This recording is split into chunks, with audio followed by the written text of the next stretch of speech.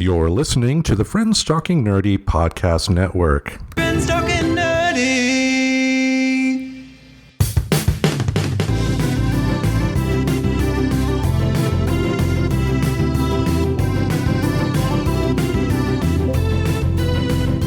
If your friends are nerdy and you are nerdy too, I want to talk to you. Friends Talking Nerdy. Hey everybody, welcome to another episode of Friends Talking Nerdy. This is Tim Jousma, and joining me in the snowy tundra of Portland, Maine, it is the holiest of holies. It is the Reverend Tracy. How you doing? I'm doing great. It's actually kind of thawing out a little bit. We're supposed to have more winter, according to the whole groundhogs thing, like fill size shadow or whatever. And I guess in some areas it's still really snowy, like inland, but because I'm coastal, we're kind of thawing out really quick. So, which is kind of a good thing, because that means my day-to-day shit is not as snowy everywhere, which the roads are cleared. It just kind of stinks because it's going to be in the 40s this week, and it has been warm enough for me to go on a run. But you can't really go on a run when there's still kind of luge, icy, nasty shit all over all of the sidewalks. So I'm kind of excited that our coastal area is starting to thaw. But I'm also very thrilled that it's still snowy, close enough around me that I can get to it, because the Mr. Reverend and myself decided for Valentine's Day to invest in getting skis. So we shopped around a shit ton to find a decent deal, and we're able to kind of find some skis that we're super stoked about. And then plus what's nice is it saves you money over time, because there's a lot of places you can do cross country skiing, which is what I'm doing anyway. I don't really have an urge to get a membership to a lift ticket so that my body can be the roller coaster. It's fine. I can go make my body a roller coaster just out in nature, and still do it safely and not spend a bunch of money. So yeah, super excited. And plus all about getting outside, the mental health impacts of just being outdoors is so good. And that's why winter can be so shitty for a lot of people, because it's hard to get outside when the weather's bad. And that was something that the Mr. Reverend and I really wanted to make sure we figured out this year. Because moving to Maine, we still have long, dark nights in the winter, much like in Portland, Oregon. Fun fact, Portland, Oregon has slightly longer nights though, because they're a little bit further north. It was a really funny thing, because when we moved here, people were like, oh, wait until winter and it gets dark at 4:30 and 5. I'm like, I just moved from somewhere where it got dark at 3:30 and 4. So you're going to have to forgive me that I understand this.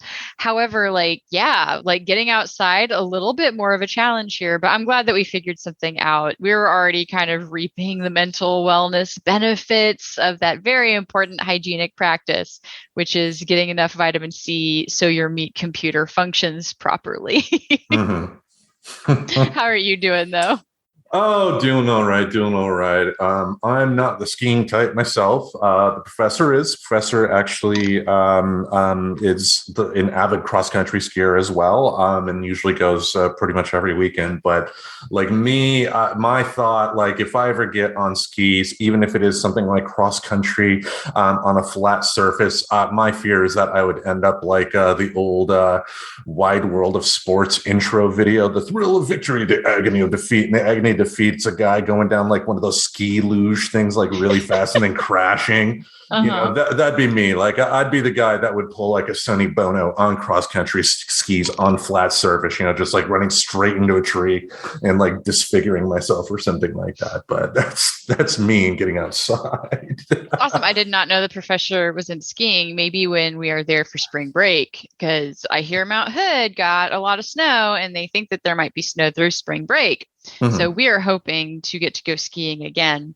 And if we do, maybe Professor will have to join us or some such thing. Maybe. This is kind of where cross-country skiing was kind of not really invented, because honestly it came from another country. There's actually a whole we should nerd out about that as a side thing, because there is a whole history and people fighting over who created it story that was featured at like a ski museum that I went to. It's like, it wasn't a ski museum, but it's actually the museum there on Mount Hood. And what they did is, they have themes, just like a lot of museums, right? Like they'll have something out for a while and then they'll take it down and replace it with something else. And they had done like the origins of cross country skiing. And that was where I had learned, like, there's basically two cultures that are like, oh, fuck you about it. Like, we invented this and this is how you do it. And like one of them uses one pole. I don't have it as memorized at the forefront of my brain. So I would love to like maybe nerd out about that at some point, like properly, I guess. That reminds me of people arguing like that. Reminds me of that South Park episode where Cartman wanted to get a Wii, so he froze himself, but accidentally froze himself for 500 years.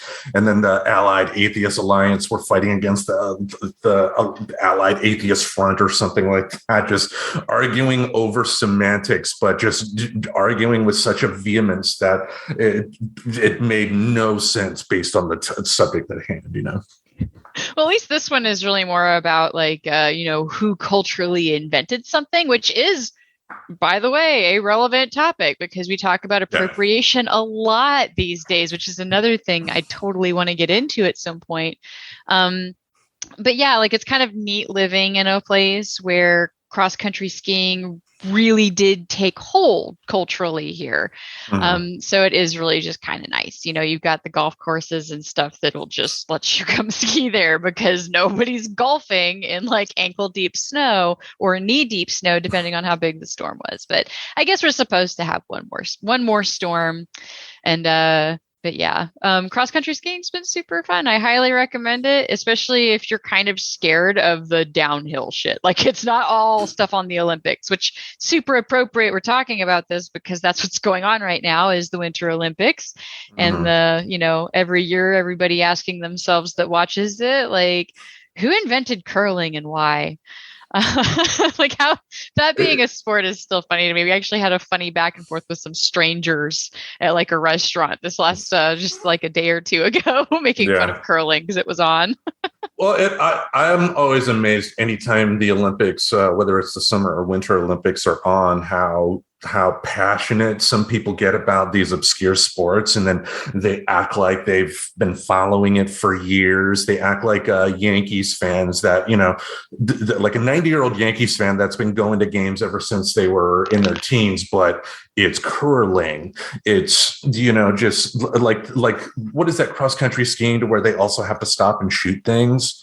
Oh, it's a try something like it. Yeah. There's like, I haven't watched that, but that one actually kind of sounds neat because you have to like ski and then there's some sort of like aiming, shooting range thing with a gun. And I'm like, who decided to mix these things?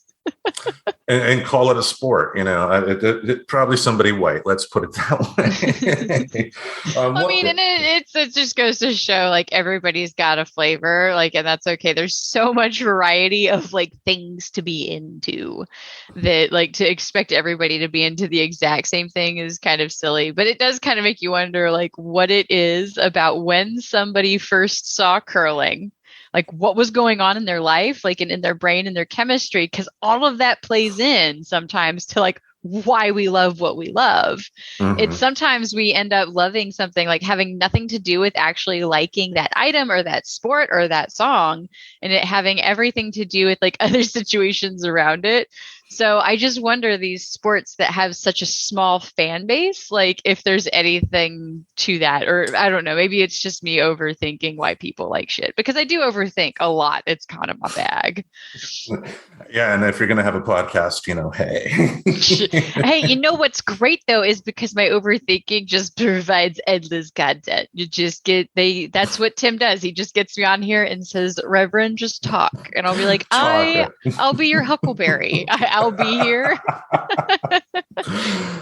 Yes. Speaking of podcasts, before we go to the topic at hand today, I would like to thank the good folks at P&W Haunts and Homicides for joining us on Hump Day. As we record this, the latest episode of Hump Day has dropped, and that was a playlist episode we did with them. So if you want to hear our favorite Valentine songs, head to the Hump Day feed, which you can find in the show's description here. Plus, we also have something on the books for them in the this summer involving everybody in the Friends Talking Nerdy family that I think should be really fun.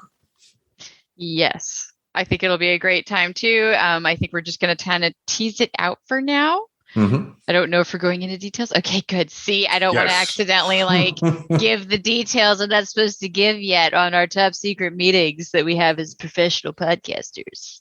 Yes. It's something I have to learn to do as a podcaster. Enjoy the tease and not just, give the whole store away right away.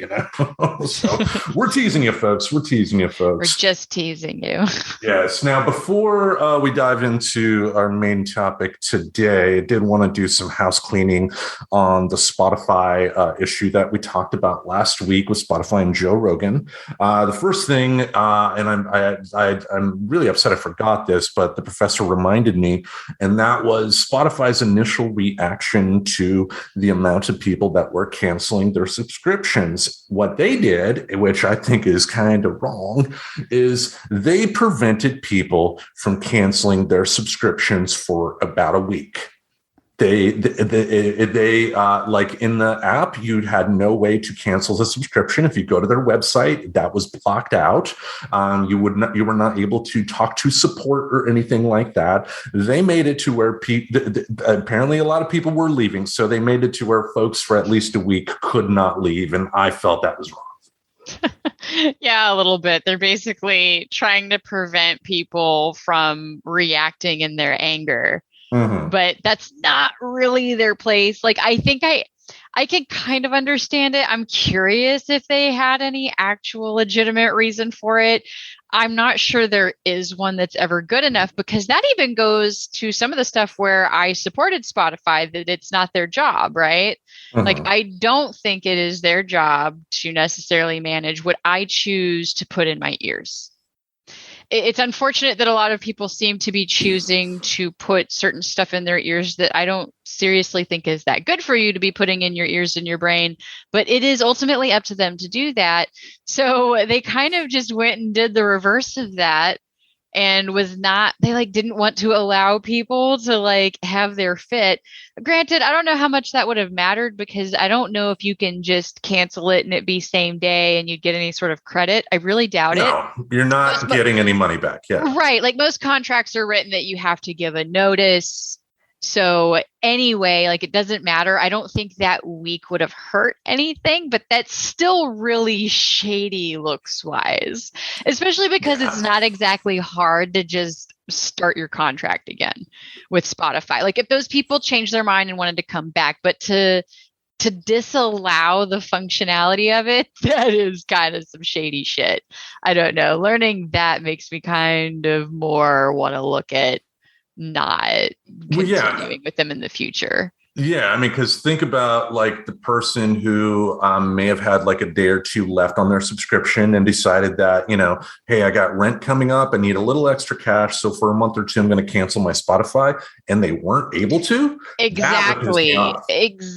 So basically making this over assumption that a lot of people would have a hissy fit and go. And even if they went to go see what it would entail, going to see that option not even being there probably elicited anger. I can't tell you how many times I've almost bitch quit style on services and stuff. And partly what stopped me was going through and seeing oh, that's right, I signed up.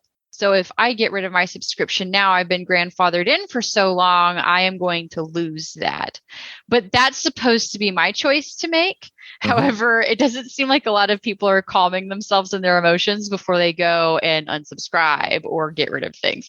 That totally does not back up them doing it, though. I'm not expressing these ideas on how we work in Emotion Mind to support that decision. More just okay, well, I guess I understand it, but I super don't agree with it. You should not take away the option to leave something just because you think something that you decided is going to have a negative effect on your business. You're supposed to let that play out. It's kind of like how everybody thought Starbucks was like going to go under with what was it that they either allowed or wouldn't allow concealed carry? I forget. They took a stance at some point on one end or the other. Yeah. And I thought it was like in a pro-gun stance. I could be misremembering it because it's just something that ultimately wasn't that fucking important to me. Mhm. But it was one or the other. For argument's sake, just because we don't hear it very much, I'm going to pretend it was pro-gun. But basically, in my head, what I'm remembering this going down as was that something was like you could carry in their stores or something. And a lot of people's like, oh, this is going to be the end of Starbucks because they're going to lose so much business. And I'm like, yeah, but what you're not accounting for is you're still going to gain business from people who normally wouldn't have gone to your store, but have heard this story and then want to support you. So it kind of really sucks when you think about it that way, because by blocking people from quitting, they kind of found a way to stop the negative effect and only take the positive in for that week. Okay, yeah. And the next bit of housekeeping here, too, is that there have been, I believe, over 70 episodes of the Joe Rogan Experience that have been taken down. And as of today, I've not heard of a detail as to what was entailed in the specific episodes. People are speculating that it probably has to do with the fact that Joe Rogan in the past has been rather liberal in the use of the N-word. And that has gotten him into some hot water as well. I think this is definitely part of the pitchfork crowd. But having said that, I'm not going to offer comfort to a white guy throwing that word around. It's like you throw that word around, you got to take responsibility for the blowback that's going to come your way, because it's going to come. It goes to you made choices, and anytime we make a choice, it can have those ill effects. So maybe you should, consider that a little bit before you say things like that. But that also being said, I don't know. I have such mixed feelings about it because you can't seem to apologize for the behavior either. Like the expectation is to take it down.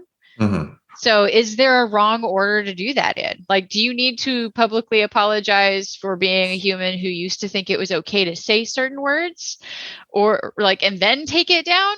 Or do you take it down first and then maybe develop that apology? But who's to say? He's not a super apologetic person. I did kind of recall the A word coming up in the headline along with the name Joe Rogan.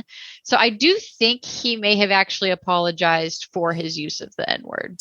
So it would make sense if that were the case. I had shared an article in our Facebook group talking about some of the disappearing episodes. I was going to try to be really, really clever and find it really quick. And I am, oh man, here it is right here, actually. So I almost pulled it off without outing myself. But here was the little quote that I had shared for the too long didn't read quote pool. Is around 70 episodes of Joe Rogan's podcast mysteriously disappeared from Spotify on Friday. I shared this back on February 5th. As spotted by jremissing.com, which is a web tool that tracks missing episodes. The show and Spotify's relationship to it had faced heavy criticism over the past few weeks, but there's no clear connection between that and the missing episodes, nor is there any immediate apparent link between the episodes that were removed. So as it stands, I don't know how we would determine what they have in common, other than maybe anything that was in the link or the descriptor. You can kind of chase data in that sense. And if jremissing.com is basically, it sounds like it's an RSS feed type thing that probably scrapes information like that. So they probably could have cross-referenced words that came up, but it's not like they would have had the transcript for everything, which Joe Rogan may. So they may have other tools and an ability to find stuff like that. I mean, hell, I've been recording in, meetings for work, and it will do a live transcription of what you're saying. So it's not exactly hard to keep transcripts of your podcasts. I don't think that's anything we do, but if I'm not Joe Rogan big either. Yeah. So I could totally see a bigger name like that keeping transcription. So maybe they had that ability to go in and pull anything where he said the N-word or any explicits like that. Maybe they did like all the bad words that George Carlin warned us about as the prophecy foretold and just went and removed them all. Yeah, and like again, I'm not going to defend him using that word, but based on his apology and based on the facts as I'm aware of them, it sounds like these are episodes that happened a few years back. And, I think of what happened to the writer and director of the Guardians of the Galaxy movies, as well as the Suicide Squad, James Gunn. And a couple of years back, he actually got into some trouble for jokes he made on Twitter in the early 2010s. And it's like, again, you make quote unquote jokes like that, you definitely deserve to have people critique you for it.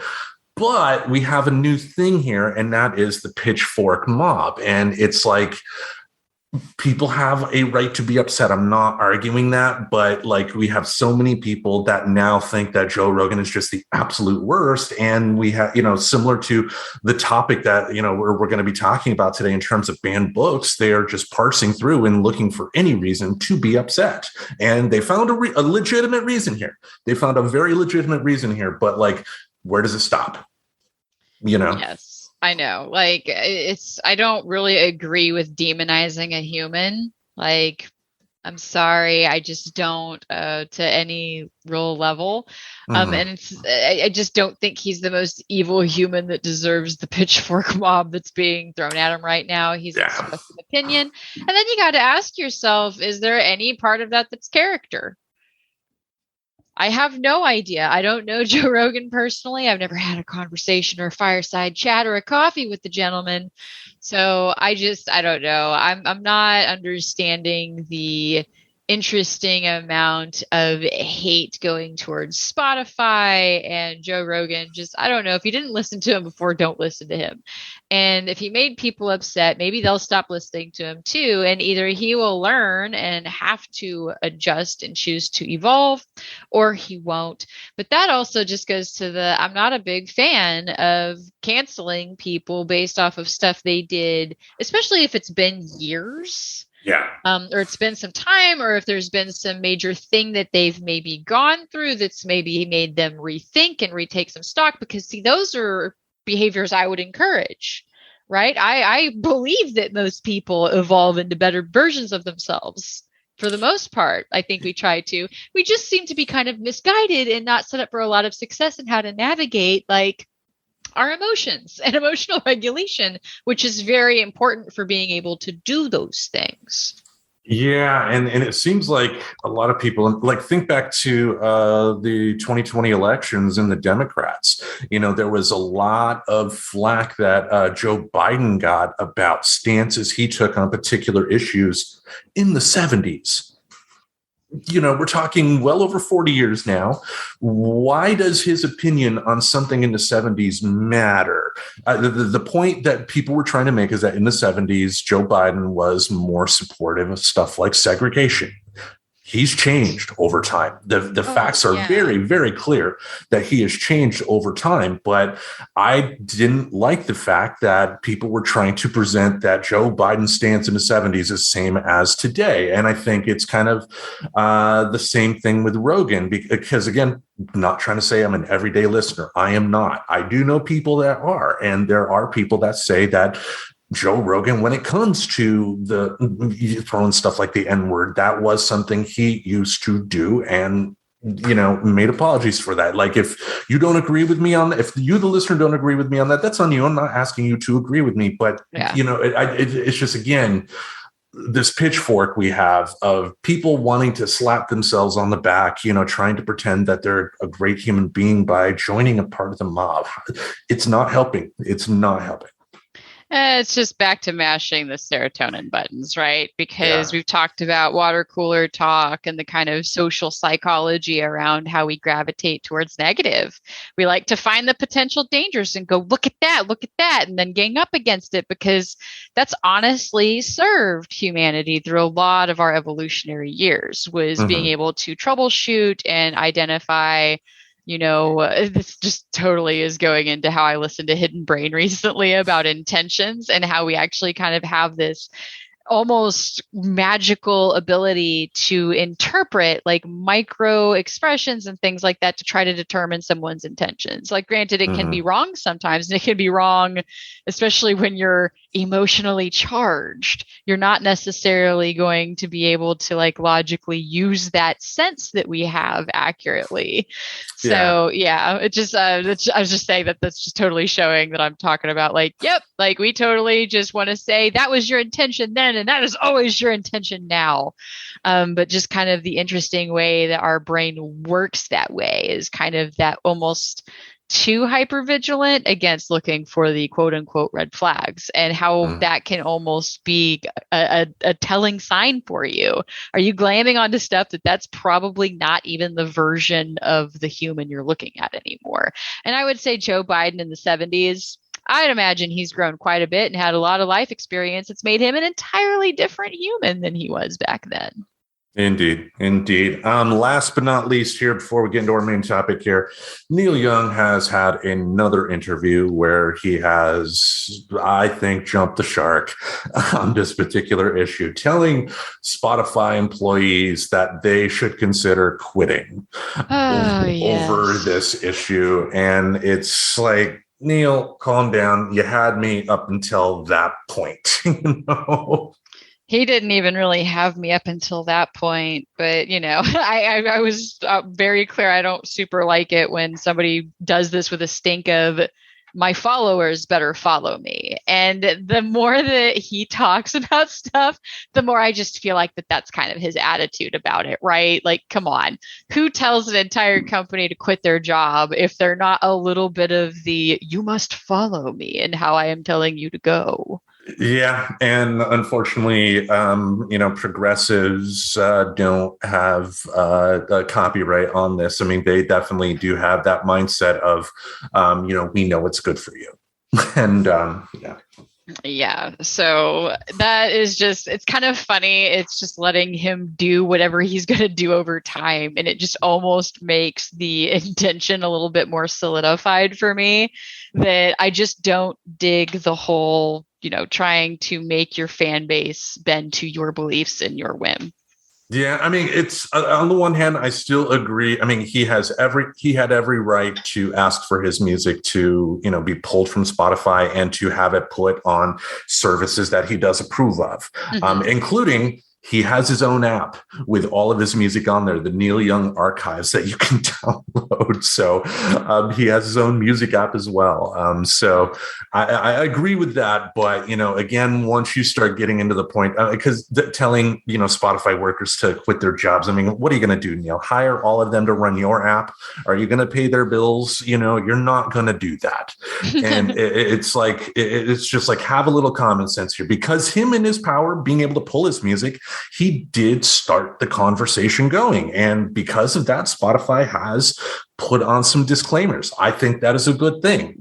But, I just wonder if there couldn't have been a better way to deal with it, though, that wasn't immediately taking to the presses and just demanding like, nope, I'm done.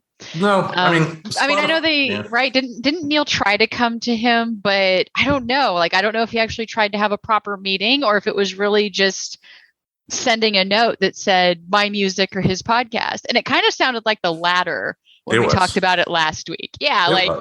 I remembered reading that and getting very much the feeling of like, okay, well, he definitely had feelings from the beginning. And it sounds like he went in very aggressively, right? And that's not often where problems are going to be solved.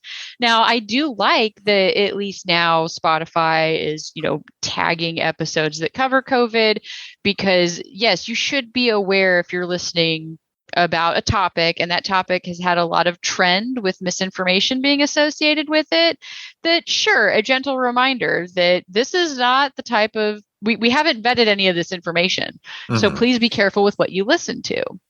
And I'd like to see if they continue that trend beyond just this one instance. So did they actually learn like an overall thing to change a policy ongoing, or are they just reacting because of the situation Neil kind of caused with going in aggressively. Whereas maybe if he had gone in and had a conversation, it could have even been not just for COVID, but any misinformation. So you see what I mean? Like I mean, I know I'm talking about the what if machine here, and there's no way to really know. I can't help but ask that question because I just don't think that making the balls to the wall demands like that is like how you actually solve problems with a platform or a system. Well, in the way Neil Young is doing it, yeah, but it's like a show going off of Netflix and then going on to Hulu at this point. That's what we have to treat it. I mean, there are different music services for a reason now. And, having some notion that one music service is going to have absolutely everything, we have to encounter the fact that, the streaming wars are now going to start affecting music services as well. So, maybe it will come to a point in the future that you can only listen to the Beatles on Apple Music or this or that. So, and if that's what we're looking at, that is another reason why physical media is good because, the thought of having to spend $50 on a couple different music services to listen to all the music I like is not exactly a good thought. Oh, yeah. I mean, I'd probably be more likely to go back to figuring out how to listen to music for free, like when I'm in the mood for a song. I'm not a big music listener. So really the only access or exposure I have to the radio are like the playlists that I create. And then every now and then I will listen to something based off of that because, I mean, I've nerded out about that a number of times on how important it is what you listen to. So I don't listen to just music on the radio because they don't really care what topics are being covered. And I do care what topics are being covered. So instead, I usually use features like recommended songs. So really, it's going to take people like me out of the music realm a little bit because that's been kind of the best way for me to discover new music is through features like that. So if it goes back to you having to purchase the music that you want, you're going to lose that. It also does depend on the artist, though. I mean, because look who we're talking about, Neil Young, who first became popular in the 60s. I think, from what I've read, the artists that still have a big hang up about having their music available on streaming services are generally artists from the 60s and 70s. Artists that came from the 80s and later tend to realize what streaming can do. And, they may not necessarily like the amount and payoffs they get from a place like Spotify and wish that could change, but they do realize the importance of having their music available. So maybe this conversation is moot. Maybe, because newer artists are not necessarily going to be that hardcore focused in making sure that their music is only available in approved areas, if that makes sense. Yeah. But let's move on to our main topic of the day here. Let's talk about banned books. Oh, yes. Another book bites the dust in America's system. I guess this is just in a Tennessee school, right? Wasn't that where this one was coming from? Yeah, based on the article, a school in Tennessee has decided to pull the graphic novel Mouse, spelled M-A-U-S, from Art Spiegelman. It's a graphic novel that he wrote that kind of details his father's life going through the Holocaust. And Art Spiegelman, I thought it was interesting, and I told you off air, the guy who wrote this hardcore book about the Holocaust is also the guy who co-created the Garbage Pail Kids. Yes, and I think that's fascinating. Which it's mouse humanoid type creatures in their experience, which I'll get into why that's interesting in a minute, I guess. But, another book is banned. And of course, people are talking about it, especially because it's about the Holocaust. And we still have an uncomfortable amount of people who, are denying the Holocaust, even being a thing. And even some that still say it happened, but it wasn't the worst thing ever, or just kind of want to take this attitude of we don't need to teach about it anymore, right? Because it's not going on anymore. And they kind of just don't believe that those who don't know their history are doomed to repeat it. That one didn't take with them. So, Yeah, it's just kind of interesting. And I guess the excuse being used was that there was nudity in the book. Well, it was strong language and nudity, if I'm remembering correctly. So that was, because it's going to be based off a technicality, right? To have something removed from a curriculum, you need to have it removed normally for a reason, right? So they found this book on this curriculum and said, it contains nudity and strong language or something like that. But what really got me was the nudity part of it because they're fucking mouse human nudes. I'm not sure if this is either the weakest excuse in history to ask a topic to not be covered that makes people feel uncomfortable, or we're just that hung up on anything deemed sexual that we can't handle this book for that reason legitimately. And I don't like either of those stories. It reminds me of this video I saw of this guy who interviewed conservatives, and he said, there's this book that has these stories, and he's about infidelity, about daughters that have sex with their fathers and get pregnant. Would you want that book banned? And they said, of course we would. What book is it? It's the Bible. And people, yeah, I mean, the people are definitely hypocrites when it comes to what books they want banned, because what I'm seeing here, there is a common theme in the list of books that are currently the ones that are the focused on being banned. And it's interesting, they will bring up stuff like the sexual talk in the books, the bad language, but routinely these are stories about the minority experience in either America or in the world. And, it's not a coincidence that these are the stories that are getting silenced in school libraries. Now, one question I would have to ask, do you think a school library should have everything that you would find in a regular library? Well, I mean, obviously not, right? Because in a way, that's where it does kind of have to cater in a sense.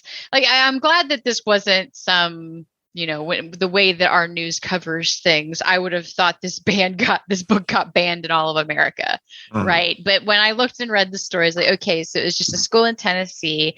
But that's what's bothered me, though, is we have had books pulled from libraries too because of parents having a fit. So, and that's like books that did depict nudity, but it was actually intentionally educationally purposed. It was like a graphic little book, and it's meant to introduce some of the body topics to kids and autonomy, and parents had it pulled from a library. So basically, I'm just not sure how I feel about it either way, because it goes into this whole like ongoing conversation I've had in my head of what are rights and do we have them and when do we get them?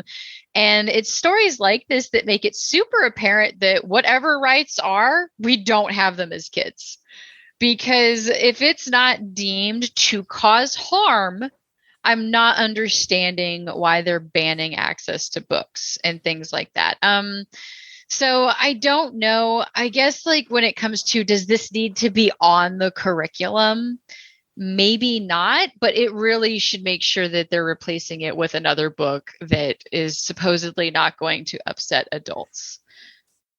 Because it doesn't sound like it was upsetting the children. It sounds like it was upsetting the adults. But unfortunately, that's the weird way our public schools work, is they're having to cater a lot to a bunch of screaming adults because they say that they can teach it at home, but they're not teaching it at home. So then the public school says, oh shit, this isn't being taught. And it's kind of important to understand this. So then they try to teach it. And there's this ongoing war about that. And so I'm not sure it's going to stop like anytime soon. So I'm not really sure like what the right answer is, because it kind of stinks. And all you can really put in the place of schools is, okay, well, then you need to find another book that teaches about the Holocaust. And the good news is there is kind of a decent amount of books out there to find and hopefully go through. And they will find some that don't have nudity and can't be taken out of schools, public schools, on a technicality.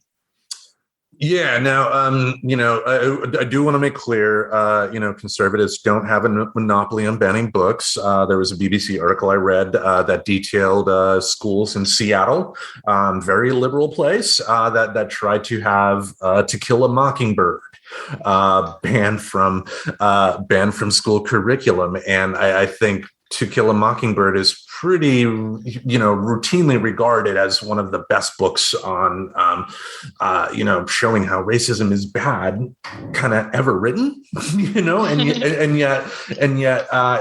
some parents that had their behinds chapped over some words, had this banned, and like when it comes to school libraries. So, on the one hand, I think like a public school library shouldn't necessarily have a book like a Tom Clancy book, like a book that you would find like at a grocery store. There's nothing. I love Tom Clancy books myself, but it's an entertainment book. It's not there for educational value. And if that did not end up in a public school library, I would be happy, but I would be fine with that. But when you start removing educational stuff for the flimsiest of reasons, it's like, I do think, as a parent myself, I do think parents, yes, obviously should have a huge say in what their kids are learning, but parents are also very much reactive in very bad ways. I mean, they are trying to do the right thing, but this conservatives and liberals do get caught up in this trap of, like Mrs. Lovejoy from The Simpsons always says, think of the children. Yeah. Think of what happened in the 80s too. I mean, Democrats were behind the PMRC, the group that was trying to get music labels to put warning labels on their records and to ban stuff. And nothing good comes from banning ideas. Once you start telling people that they can't read a particular idea, that then you're stifling their growth as human beings. And the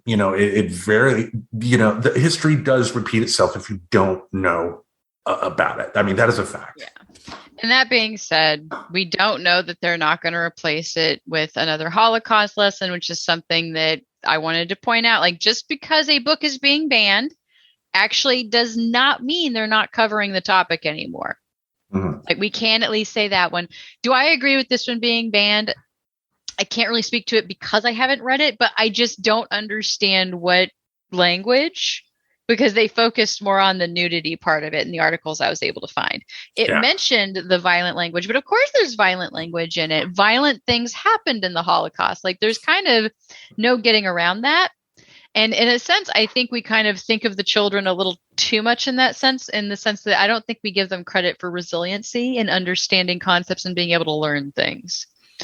So, and understand that bad things can happen. That doesn't mean that they need to necessarily continue to happen. Mm-hmm. But I do find it funny that this happens, right? And so in Florida, I don't know if you'd heard about this, but this week, the Florida State Senate Committee on Thursday advanced a bill that would prohibit making white people feel, quote, discomfort, end quote, when taught or trained about past discrimination in public schools and private businesses.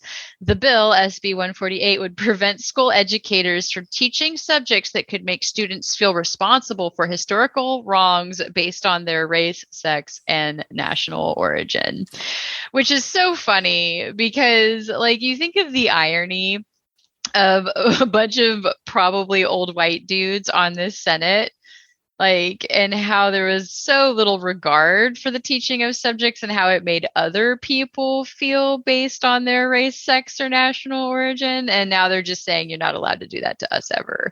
And that's not even like the point of half of these lessons, by the way. Like, I don't know any teachers being like, if you're white, raise your hand. All right, you all have permission to hate this person if your family came from this country, or this country.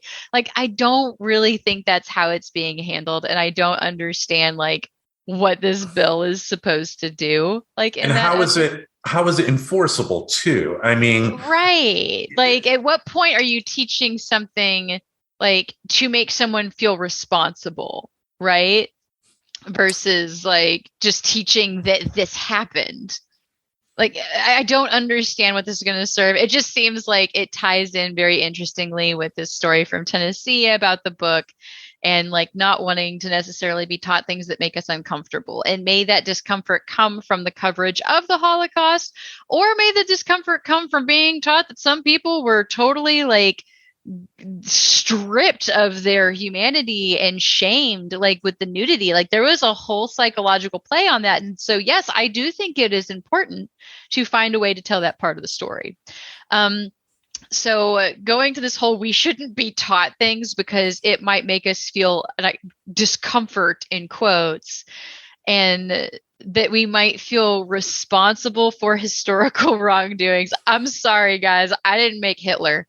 I understand that I'm German and my family came from Germany and we moved very recently. Like, granted, I don't know a lot past that, but I don't think it's healthy for me to blame myself for the Holocaust. And at no point in me learning about my German heritage did I go, oh man, that was my fault as this white person. You know what I mean? So I don't understand like the whole.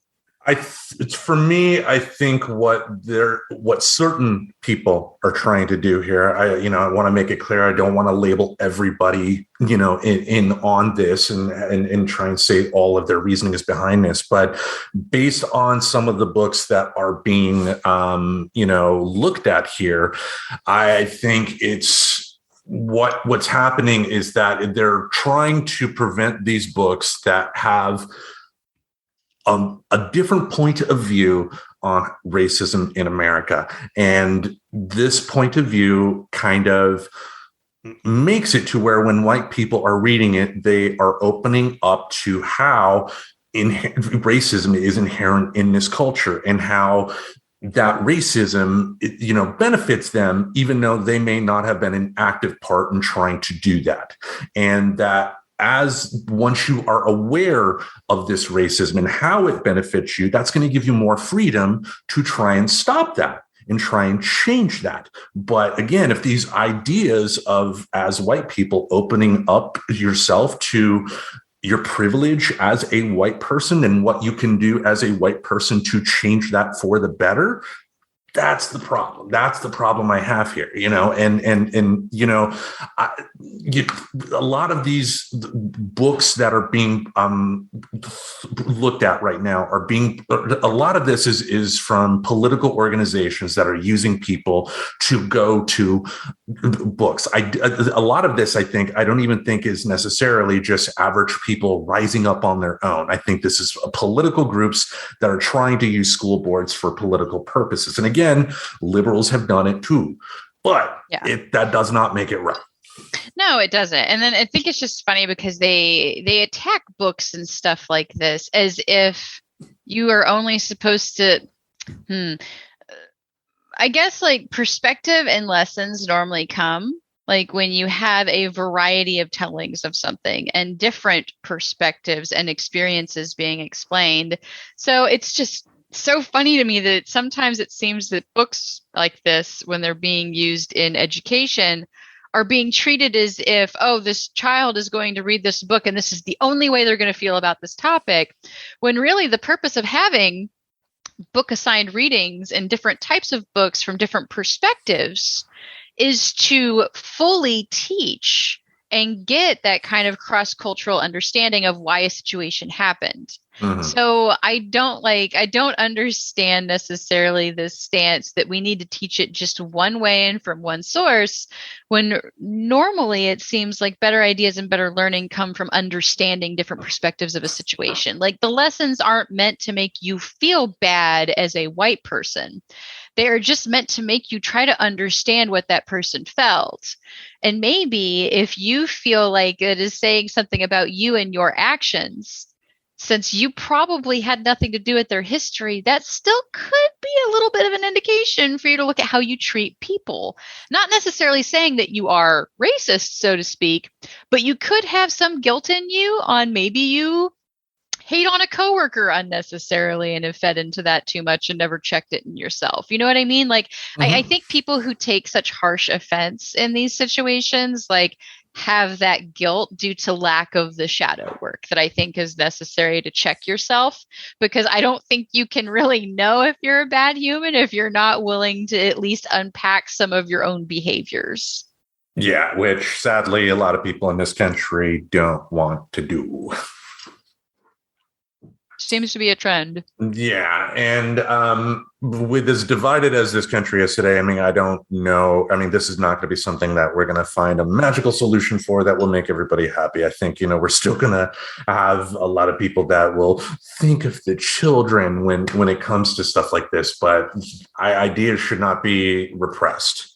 When ideas are repressed, especially when we're talking about ideas based on stuff like racism, like, history, when dealing with the Holocaust, they shouldn't be repressed. And also there was an article that talked about, like, in Texas, there was a government official that was talking about having alternate viewpoints, but he was also talking alternate viewpoints when it comes to the Holocaust. So having Holocaust deniers come to school, no, that's not healthy either, because it happened. Yeah, I mean, and granted, you do have the flip side of this. It's not like it's been removed from bookshelves everywhere. And there are some places, like there was a comic shop owner that decided to offer free copies of the novel. There were other online formats that were also offering free copies to any of the kids that went to that school. So the good news is we have, as a culture, an ability to respond to stuff like this and still leave it as a choice of the parent, ultimately, whether or not they want to expose their child to this book or not. And then eventually later, especially if these children, because they're in 8th grade, right? Like, especially the ones that were supposed to be taught it this year, or maybe like next year, right? Like if they've heard about any of this, it might stick with them. Like, this book got banned. And then maybe they'll read it later. So, I mean, a school banning a book, do I think it's necessarily the end of the world? Not necessarily. Do I agree with it? Fuck no. But then again, I've also expressed multiple times, if I raise a kid, they're not going to public school. And I think a lot of it is, I do have one of my unpopular opinions is I don't know how much say parents should be having in their children's education when it comes to public schooling anymore, because it seems to be that that's the same argument that gets brought back to, you shouldn't teach them this topic because I will. And the problem is that we're not, and that comes out in ways in our society. And that's where public education has to try to step in, because that is supposed to be their job, is to find those holes and fill the gaps to prepare these kids that once they become 18 and become adults, that they can function in society. So yeah, there's like kind of part of me that feels that data, statistical analysis, that we could figure out a logical way and be like, this is how we should educate kids and what on. But a lot of people get really offended by that because there's a lot of emotions wrapped up in their kids being educated. And again, I think that goes back to that guilt of, you might not be taking those steps to actually make sure your child is educated on things that you feel strongly about. And maybe your reaction to a school trying to teach something is more about you feeling self-conscious than actually thinking what's being taught is wrong. Well, think about our mindset in America when it comes to schooling compared to how they do it in other countries. Like Hillary Clinton, when her husband was president, put out a book called "It Takes a Village," talking about, kids and how, we all are, help in terms of raising kids, whether they're ours or not. And she got a lot of flack for that because you had a lot of parents come out, they're my kids, they're not your kids. And it shows the selfishness in this country, the fact that, mine, you even said it, they're my kids, not yours. Yeah. And it's like, but they're not supposed to be objects that you own. They are living beings. Yeah, they're with you for a finite amount of time. And like, the more you try and prevent them from getting information, the more you kind of make it hard for them to get jobs. Yeah. Think about all the Christian kids that are homeschooled by parents that don't believe in evolution. And think about how they're being handicapped in the job market because they're getting taught stuff that has no basis in science. Mm-hmm. Oh, exactly. And it's, you got a smile on your face about that. So you have history. I mean, I mean, I came from the religious South, the Bible Belt, the belt buckle. There's my Southern. But yeah, it's interesting though. Like, there are people that I wound up like eventually learning that they honestly thought that carbon dating was invented by the government to see if, because God wanted to test man's faith. That is honest to shit what somebody told me that they were taught in their homeschooling. And it's just so rough because in the homeschooling platform, that is where I would say parents should have more of a say, right? Because you're taking that job on. You are the teacher. Mm-hmm. So it would make more sense to have more say. Granted, there still are some things that do need to be covered. And there is like some governance over that with homeschooling, right? Like you can't just pull your kid out of school and be like, I'm going to teach them math and reading junk and actually like not have to prove that you're teaching that. Like there's still stuff that they have to do, but they do get more control over how a subject is covered. Mm-hmm. And I think that is where a lot of parents wish they actually were, is in a homeschooling relationship, but they're not. So because they're not homeschooling their kid, instead of taking that role on and having that control, and granted, I'm not saying that everybody has the ability to, I do understand that it is not within everybody's privilege to be able to pivot and do that. But it's like they're wanting that level of control, but instead of finding a way to take control in their own space and their own family, they try to push the control onto the public sector, but that's not technically, I think, the public sector's job. It's not necessarily their job to cater to what people want. It's meant to be a public service for what they need. So it's just an interesting battle that I don't think is going to end anytime soon. I think we're going to have new articles of books being banned and topics being discouraged. Like, I guess I'm still learning what critical race theory even is. But I think that's something that we could probably talk about if we wanted to dive back into the subject again, like not just about a book, but how we try to ban entire topics sometimes. Yeah. And again, I think education comes along a lot better when you provide a lot of perspectives on something. So you're going to find it hard for me to say, I don't believe blank should be taught. I mean, sure, there's a lot of things that shouldn't be taught in school, but I think like we're not taught, like, I guess like I'm not really for banning subjects that have already been kind of in the talks, I guess, if that makes sense. I don't know. I feel like I'm kind of rambling on this one. Well, I mean, it's our show. We ramble all the time. Yeah, I mean, yeah, it is not the end of the world because we are talking about school libraries. But my fear, though, and like why I think people should be vigilant about this is the fact that groups that tend to go after school libraries also try to go after regular libraries as well. And also, depending on where in the world these libraries are at, you may have, folks of like mind already working there looking to remove stuff. And, we as people that support having children having access to these ideas need to be vigilant, need to do what we can to make sure that they have access to this stuff, Right. And that goes back into, it is this weird gray area and fuzzy ass line of like kids' rights versus parents' wants, because I just have a hard time with it, because is it their right to get to choose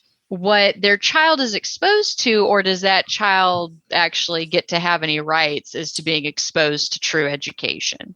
There is a Supreme Court ruling that kind of has dealt with this. It came out in '82. I read a little bit about it before we started. And basically, it basically said that students do have a right to learn, but school districts do have some ability to ban books, but there's still some question as to what that means, because legal opinions aren't always, even though a majority of people may have that opinion, you may have another court that reads it a different way. I mean, they're interpreted. And so, yeah, I mean, like if we're talking about just a regular old comic book that didn't have quote unquote educational value, that had a gratuitous sex scene, okay, that doesn't necessarily need to be in a school library, but where the argument is like, where does it stand? Are these books being pulled just because a 40-year-old has a bee up her bonnet over a curse word being in it, or is there actually something in this book that should not be in front of a kid? Right. And it's like it goes into that right now, the way public schools are, it does seem that they need to, I'm going to throw that in quotes, cater more to what parents want. So really, I think what upsets me more is when they get pulled from libraries. Because to me, that's supposed to be kind of that public service. And it goes into like, hey, like it's just a book on a bookshelf. You don't have to let your child check it out. So I don't understand the demand to have it removed. Like nobody's making you, I guess I understand it more being removed from a curriculum than I do when books get removed from actual libraries. To me, that's the scary. When it starts getting removed from libraries and just takes it away as even being an option, Yeah. that's upsetting. Meanwhile, if you just left it there to collect dust, like eventually they're going to take it down because nobody wants it. So I don't understand the weird control in that situation. Saying like maybe it shouldn't be prescribed to every student to read, I almost kind of understand it. Please don't take this that I agree with the decision. I'm just saying that I understand it, especially as long as they're still meeting any criteria that they need to be teaching about the subject. Because I do think that is one of those subjects that still hits the needs to be taught. And I do kind of believe that banning one book won't stop it from being taught entirely. I don't agree with banning the book. I haven't read it though. So, I mean, I can't really speak with a confidence of, yes, I would be perfectly comfortable letting my X-year-old stepkid read this. You know what I mean? Yeah. So not going to pretend to it on that point. But in a sense, I kind of calmed down when I realized it was just a school. Not that I was like foaming at the mouth over it or anything, but whenever you see the articles, right, because they're meant to pick on your emotions. We've talked about this till people are probably sick of me bringing it up. They're designed to make you upset. I saw them. They made me upset.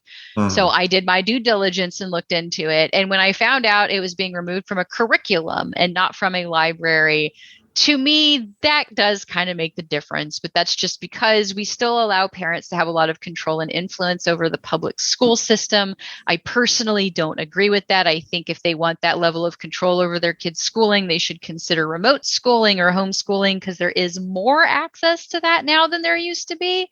But there still technically is ability for these kids to read these books, especially like it might even happen more now because I can't tell you how many times like I quote read a book for class and I just like kind of skimmed it enough. So in a way, it could kind of light that fire of parents who want to get it. Like we just talked about with Spotify, and I made the analogy to Starbucks. Like in a way, making stances like this are going to bring like that positive attention because a lot of people are going to buy this book now. Look at Harry Potter when it first came out. I mean, there was a Exactly. lot of furor over it being satanic and all that stuff. Oh, yeah, but I remember that because they straight said it teaches you how to do witchcraft. I was like, does it? Cool. Let me go to the library, man. Like, I want to learn how to do cool shit.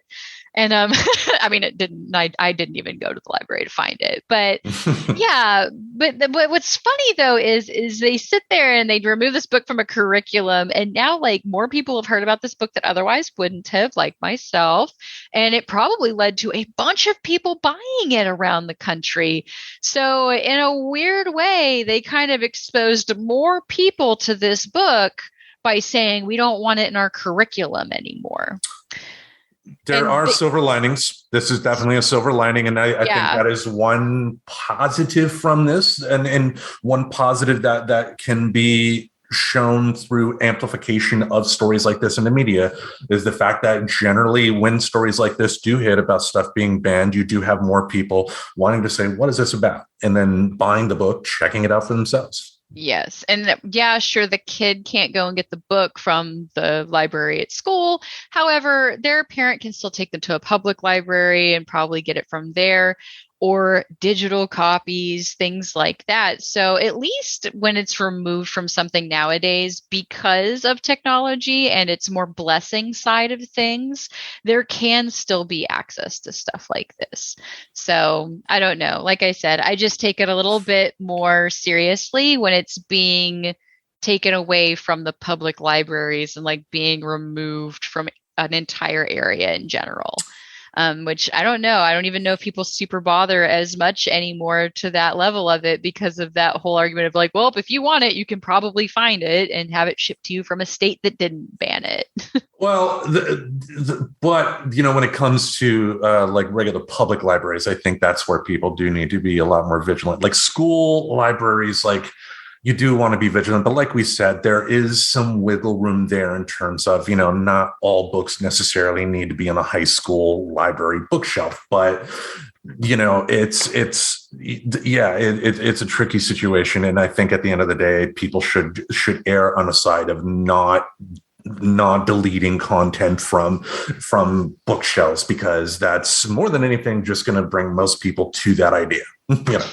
It's just kind of funny, the interesting backlash it had. Like, it doesn't mean as much as it used to mean.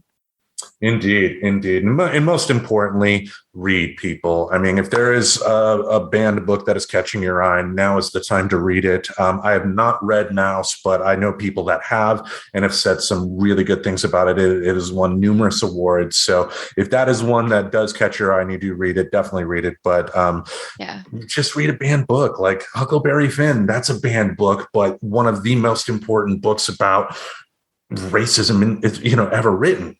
And if there's books and materials out there that your school doesn't have access or has decided it contains certain content, so therefore they can't keep it on their shelf, like, you're allowed as the parent to expose them that information. Mm-hmm. It goes back to, we're not as restricted to access to these things anymore. And I honestly just kind of like, the board voted, I guess it had some stuff in it, and they said this can't be on these shelves because public school and blah, blah, blah.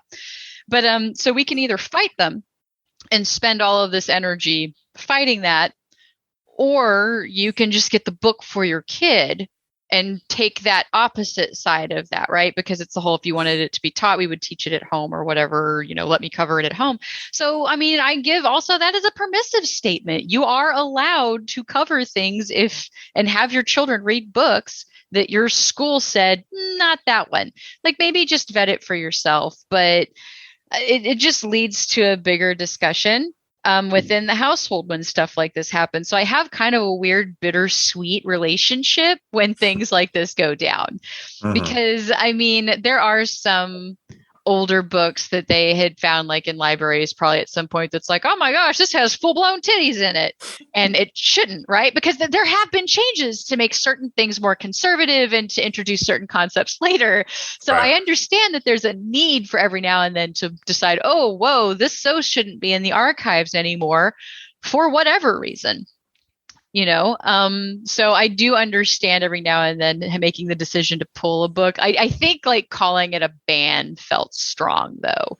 And I think that was the trigger word that they decided to use with this situation, because is it a quote unquote ban when it has actually just been removed from curriculum, which means they made a choice to remove it from the required reading. So I wanted to leave it with a final breakdown of think about what your news articles say and then the contents of what's actually going on, because I don't know, would you call it a ban? Like, with that context, is it banned if they're just removing it from a curriculum? Yeah, I mean, to your point, if it's still available in the high school library or 8th grade library bookshelf, if it's still there, then is it really a ban? Not necessarily. I mean, like I still would err on the side of allowing this to be used as a teaching tool, but are there other things that can be used? Sure. But is it really a ban? I would still say, but I could see where someone... If they removed it, yes. But I'm just like, I think it's because when we read the word ban, like, to me, it made me think like it's banned. If you're caught with a copy of it, they're going to destroy it. Or arrest you. No, they're not going to arrest you. And it's nothing that intense. Like, it just seems like somebody... I mean, and like I said, it sounds weak sauce as shit. You guys all know how I feel about sexuality and anatomy and that we should be kind of normalizing the conversation. And the fact that they're choosing this over mouse bodies. Like, I don't know, maybe they drew very human-like penises on them, but I haven't seen the art. It doesn't seem like they would have done that for a graphic novel that's been around this long. So I Yeah. almost want to go and find the book just so I can look and see what the depictions of nudity supposedly were. Yeah, I mean it's like in Schindler's List. I mean, Schindler's List had plenty of nudity as well because they were showing the horrors of what was happening in these camps. You know, to where people had to be unclothed when they, you know, sadly brought them into the showers and everything. So, again, like I said, if we were talking about titillation for the sake of titillation, something in a graphic novel that was on a high school bookshelf that was just done for the male gaze, take it down. I got no problem with that from a book in a school book library. But if we were talking about, you know, what we're talking about here, just a naked woman, maybe, but it's told in the service of the story that's going on, and it's not there for titillation. It's not there for the male gaze. It's just being used as a way to take it off. But it's still, we're talking about it. That's a good thing. Exactamundo. Indeed. So any more thoughts on banned books? Not today. I think, like I said, we could totally nerd out about banned topics as another side thing, but that would be probably its whole other world. And by the way, I'm probably going to find it at some point because now I am curious. Was it banned? Like, did they remove it from the library or did they remove it from the curriculum? Because that was the article I had read. I didn't sit here and look for every article available, guys. So if you listen to this and you found something that says, nope, it's from the library entirely, feel free to share it on our Facebook. I like inviting you guys to join us on that Facebook group to have those conversations, right? Because it's kind of a fun way that we can interact, at least until maybe someday we find our own website and maybe build a forum there. I don't know. We haven't decided to quit Facebook just yet. So at least there's the one place that Tim and I like to talk to people, and that is in the Friends Talking Nerdy Facebook group. Indeed. Yeah. I mean, we tried the Discord, but nobody went from the Facebook to the Discord. So we got to stay where the people want to meet us at. And that is our Facebook group. You can find that link in our show description here. And like we said, we heartily invite you to that group. All right. How about we tackle the season finale of Big Mouth? Yes, I'm ready. It was such a good finale. So, spoiler alert for this episode for us. I have a lot of good to say about it when we get to that point, and honestly, not a lot of bad. What about you? Yeah, definitely in the same boat. I think this season compared to last season is just, you know, night and day. Like the ending from last season, I thought was way too involved and with the Nick Star storyline, and that didn't grab me as much as how this ended. This felt more appropriate in some ways. There were some critiques that I did have, and again, we'll get into that, but much better season ending. Yes, agreed. And just also the topics covered in this season, because I mean, this is ultimately going to be a little bit of a season review too, because you kind of inevitably come across those topics when you're reviewing a season wrap up show, right? Because like, did they successfully wrap up their themes and their messages around those themes? And you have to care about the theme, right? So I didn't really I think I was really clear. I wasn't a fan of the Nick Star theme so much. It doesn't feel as applicable to as many people. But this season, because they're talking about love and hate and how it can transform, like way more relatable material, which I think also leans it towards being a more successful finale of season finales for this show so far. Indeed. Plus, it gives, this season gave you a great little view of what human resources is going to be like. And after seeing some of the trailers, I'm definitely excited to check that one out. Oh, right. I mean, really, the characters they've managed to introduce so far. And I think we've talked about this this season, where I was kind of thinking about it in that sense. Like, yeah, sure, they made an excuse to bring up the hormone banshee, or the menopause banshee. But now that they are not going to have the restriction of dealing with kids in school, I'm super curious what they do with the spinoff, especially because of kind of covering so successfully So many topics that they have just even being limited to kids in school. And I know we both kind of complained from time to time about sometimes it's like, okay, this is not realistic for kids anymore. But you have to realize that ultimately at the end of the day, their audience isn't children of this age. Their audience is us. So they do kind of a good job, at least, of keeping it as realistic as they could while keeping our interest for our age group.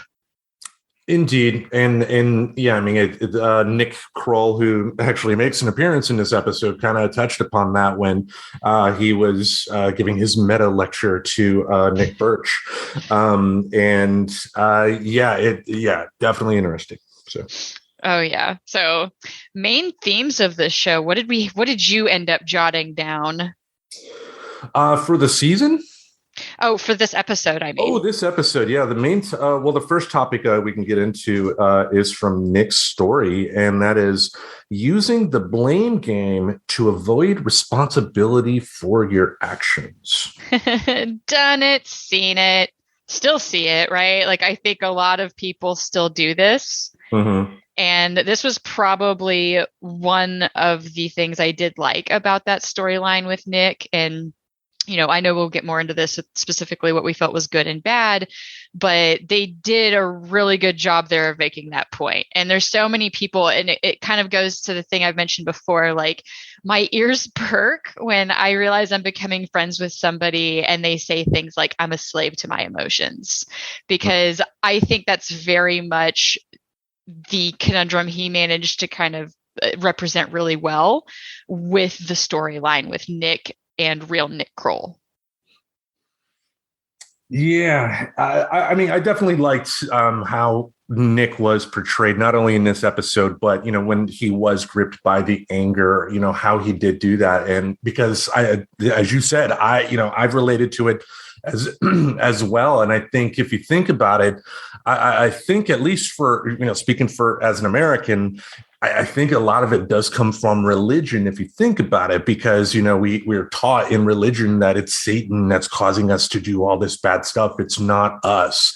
We're taught from an early age that it's someone else that's causing us to do this bad stuff, but we're good. Right, because we don't want to make mistakes, right? Like I think as humanity goes, we really do want good and bad choices to be like that black and white, right? Like we want people to be inherently good. So if you're not inherently good and making all the right choices, then that must mean you're an evil person, and that should be dealt with differently, right? Because you're choosing to be evil. But when you realize that some of this stuff is like really kind of a result of lack of education over time, and it's not really about, being good or evil, right? Like there's the kind of saying of hurt people hurt people. Mm-hmm. So is the person who is more or less a victim of intergenerational trauma or abuse, for example, right? Like let's do the clear, I think, more well-known example of kind of this concept of like, an abused kid is statistically more likely to grow up and be an abusive adult, right? Yeah. So it goes into that interesting conundrum of who's to blame then. Because if that child was a victim of something and then grew up to be an adult that then perpetrated the same thing, but a lot of people view it as like trying to excuse that person from their actions. I don't think that's right either. But, it's just kind of a interesting concept in seeing how they sort of covered it with this one, right? Because a lot of people are kind of pushed to that, right? Like hate made me do this. So... But we know that that's not really true. But then why do so many people still seem to operate and believe that way? Well, it kind of goes into the next topic here, which is also part of Nick's story, how over time hate will go away. But, sometimes, we're so stubborn that we want to continue that going on. And, I saw like with Nick in the episode, like the further the episode went on, the further he had to convince himself, justify, his continued hatred. And it's, yeah, I don't know. What do you think about that? Well, I think a really good parallel happened here with Missy, right? Because she very instantly grabbed onto certain facts to help ground her to get out of her hate, right? Like Mhm. she was actually really quick to remind herself that she loves her cousins. And that was a big part of it and represented really well in this episode with like the hate snake, whatever you want to call it at that point. Because Yeah. it's got the rattle, right? So it's kind of implied that it's not a worm anymore. It's a dangerous snake. So, it was wrapped around her face and she's like, no, this is my cousin because she kind of realized that value in it's better to get along with people. So you tend to get out of hate faster when you're not feeding it, Hmm. which is more or less what Nick Kroll, like real Nick Kroll was saying, right? Right. Was that you're stewing in hate, like you're everybody hates you, little Nick, because look at what you've been putting out there, hate. So it goes back into some of the saying of, you should water the garden that you want to grow. Hate is a good emotion in a sense, like even Missy brought that up where she even turned around and appreciated her hate because it helped her, in a sense, when it's level, stand up for herself, right? To have like those strong, angry emotions led her to standing up for herself. So, but if you keep feeding the hate and feeding the hate, that's where it gets unhealthy, right? And even Missy was kind of starting to bridge on that, right? She Yeah. was stinky. She had flies on her. And Mona was basically begging her to stop fueling the hate, right? Because Hmm. she was just so stinking focused on it that she wasn't even taking care of herself anymore. And that's where it gets unhealthy, like clearly, right? Yeah, and that's the deal that a lot of people find themselves in when they're kind of like knee deep in the muck of hate. It's like, what is it going to take to make you realize that you are knee deep in that muck, and what is it going to take to get you out of there? Right. Yeah. So, all right. The next topic here, let's move on, is from Missy's story. And I appreciated how they did this. And it's how parents can be scared to talk to their angry kids. Oh, yeah. That was very well represented, right? Like she's literally a bomb. The dad is literally in a bomb suit. Mhm. And like having that visualization was so on point though, right? Because it goes into the parent is in logic brain at that point. And it's this classic thing where when you're in a logical mind and you're trying to talk reason to somebody who's like steeping in emotion mind, Mhm. it's not going to go well. And so he went in there thinking he had all of the right tools, right? Yeah. But it still blew up in his face because it turns out, no, you didn't, because logic versus emotion. So it blew up in his face. Oh yeah, and I mean, I remember as a teenager myself doing that to my mother on a couple of occasions, though she wasn't necessarily the timid type. She could yell right back, And then as a parent myself, I think of my sweet daughter who, once she became a teenager, at times when she could get moody, boy, could she get moody. And I definitely empathized with Missy's dad at that particular point, because you do feel like, as a parent, you're walking in to a situation that could blow figuratively, and like you don't want to say or do the wrong thing that would cause an unnecessary explosion. Exactly. And I think a lot of it comes from it's emotional regulation, and it's waiting to teach emotional regulation until hormones are kicking in. So you've got more fighting against the kid at that point, right? Yeah. Like waiting until hormones start playing to begin teaching the early concepts of emotional regulation is kind of late. And that's where it's like, I personally think it should be taught earlier. Like this is where I'm not 100% against spanking in situations, but I do think once your kid starts being able to talk, you need to start learning to use your words with your kid, because you're going to, in essence, teach them to use their words. You're going to teach them emotional regulation by example.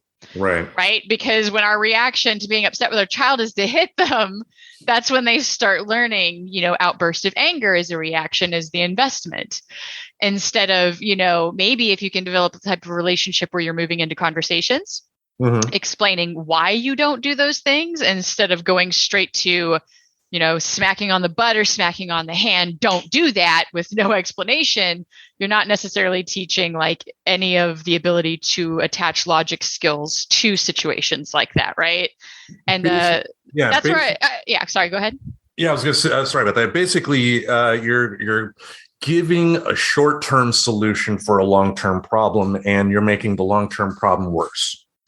Exactly. So it's just those ways that I think if we could get kind of a willingness with more parents to look into how we can think of punishment and how we can even think of really teaching as the ultimate goal.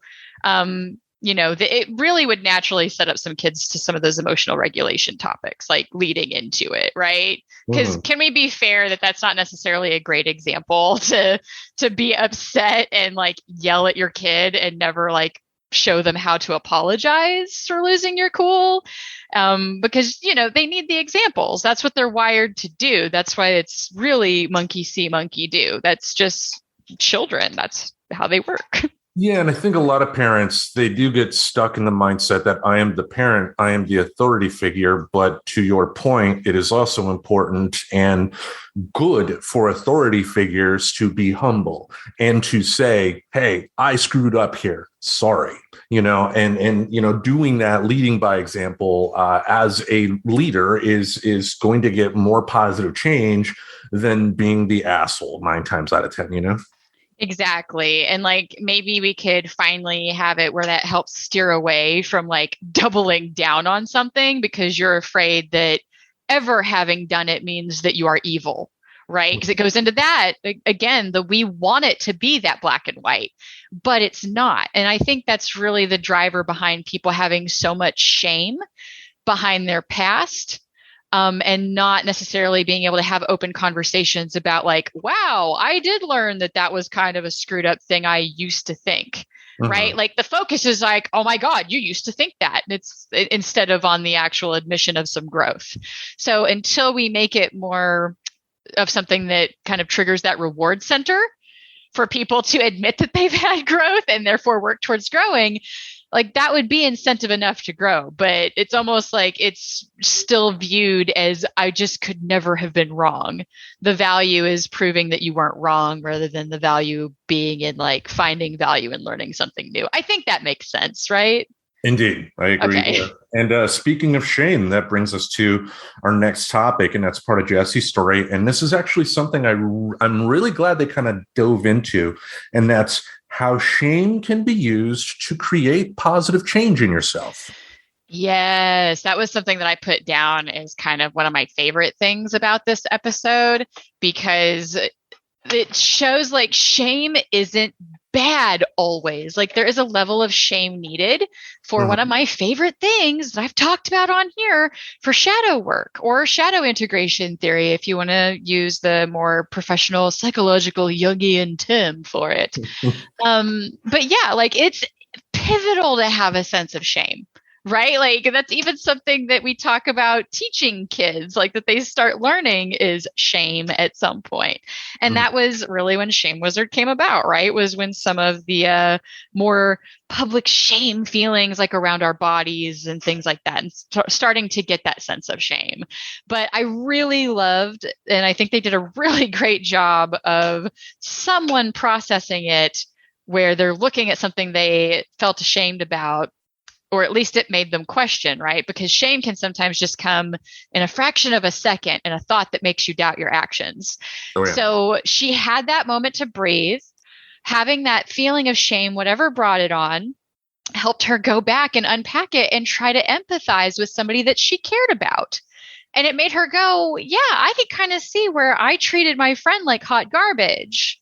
And then, it led to her apologizing for it, which is where we go into this is where it gets less realistic, right? Because unfortunately, like it's crazy how hard it is to apologize and how little it happens. Right. It goes back to our culture seems to more value doubling down or labeling somebody as being the bad guy in the situation than it does on correcting self behavior. So I loved seeing it play out. I love like in the sense of, yeah, let's normalize that. Let's let's show that concept more, can we? Just so maybe it can become the more normal thing that we could see. Yeah, and that was definitely that was actually the next topic as well. So we could definitely go there. And I did appreciate with Jessie how difficult it was for her to ultimately apologize. Now I agree. I think her apology. Excuse me. I think her apology was a little on the sitcom-y side, meaning everything was resolved a little too quickly for my taste. But I did like the fact that she did. It was tough for her because it is tough to, to turn to somebody and say, "I hurt you and I didn't mean to do that. I am sorry," even though that's what the other person wants to hear, and saying it, everybody would be happy. It's just again. I think it's a part of our society too that we're just told from the start that doing stuff like apologizing is somehow a flaw. It shows a weakness in you when it's furthest thing from a weakness there is. Right. I think there's actually a really great quote from Mona where she was talking about like, why should I listen to this bitch or whatever it was that the Rochelle had said, the hate worm. Mm-hmm. And she said, because she's eating shit and assholes don't eat shit. Usually it's quite the opposite. And so it's funny because it's almost like a lot of people want to take an apology as a form of manipulation over trying to assume that it's a form of sincerity, that person is actually eating shit versus is this person trying to just manipulate me? And I think it goes back to my overall theory of like, I don't think many people are as neurotypical as they want to think they are. Mm-hmm. Because that level of hypervigilance just kind of reminds me too much of like it's actually kind of a bad thing if you can't give people the benefit of the doubt ever.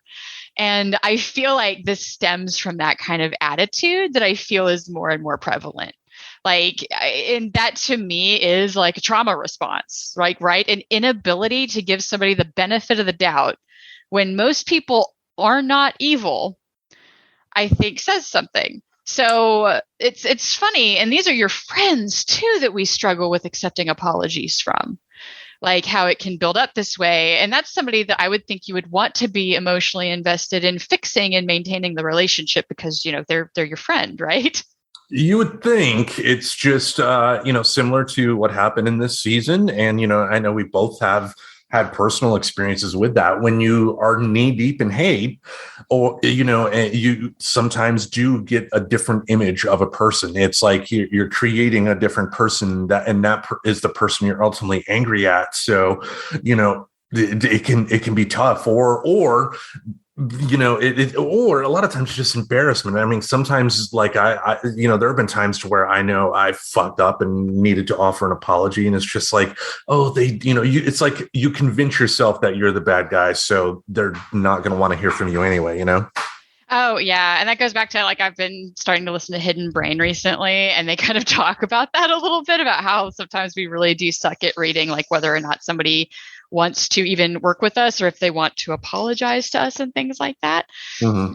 But yeah, it does make me sad that we seemed more geared towards being super defensive when it comes to somebody who likely genuinely wants to change or apologize. And I don't know, maybe it's because it's just so much easier to make new friends now, right? Because we've got the internet and things like that. That maybe we just don't necessarily value being able to make amends and, be civil with people after we're no longer friends with them. Yeah, because in a social media age, someone makes you mad, you could just block them and they don't exist. Oh, yeah. I mean, case in point, I have done that with at least one individual that will remain nameless. I'll just leave it as vague as that one. All right. Let's go into the last topic here. And it's part of Jay and Lola's story. And I'm glad they finally touched upon that. And that is how hard it can be to recognize someone you're dating is not right for you. In the story, Jay ultimately comes to the realization that, after, spending some time with Matthew, that even though he still has feelings for Lola, he feels that, them together is not a good thing. And I thought for Jay, especially, that was a very, very mature decision for him to make. But, it's really tough too, because for everyday people, we all have our self-doubts, insecurities, and it can be tough to break away from somebody if you have it in your head that would anybody else really want me. Oh, right. And I think it's interesting because he was able to finally process that. And I just kind of love some of, Jay's story anyway, like especially him and Matt. Mm-hmm. And then you've got this parallel of their story on Lola's side, where she's kind of taken an interesting turn in the opposite direction and has now decided that Jay is her king, right? Because that's going on in the background of Jay figuring out, hey, maybe this person, Scumpy wasn't my queen after all, and trying to figure out how to process that for himself. Yeah, and that's interesting that they'd had, because Lola's reaction, like her pubic nights or whatever they are, told her of the prophecy, and it was vague enough that it could have referenced to Jay, but it could have referenced to somebody else as well. But Lola was very insistent on, no, it's Jay. And like, yes. I wonder what that, it's like, they didn't resolve that, obviously being the last episode of the season. I think it's something that they're going to definitely touch upon next season. And I wonder how they're going to take it.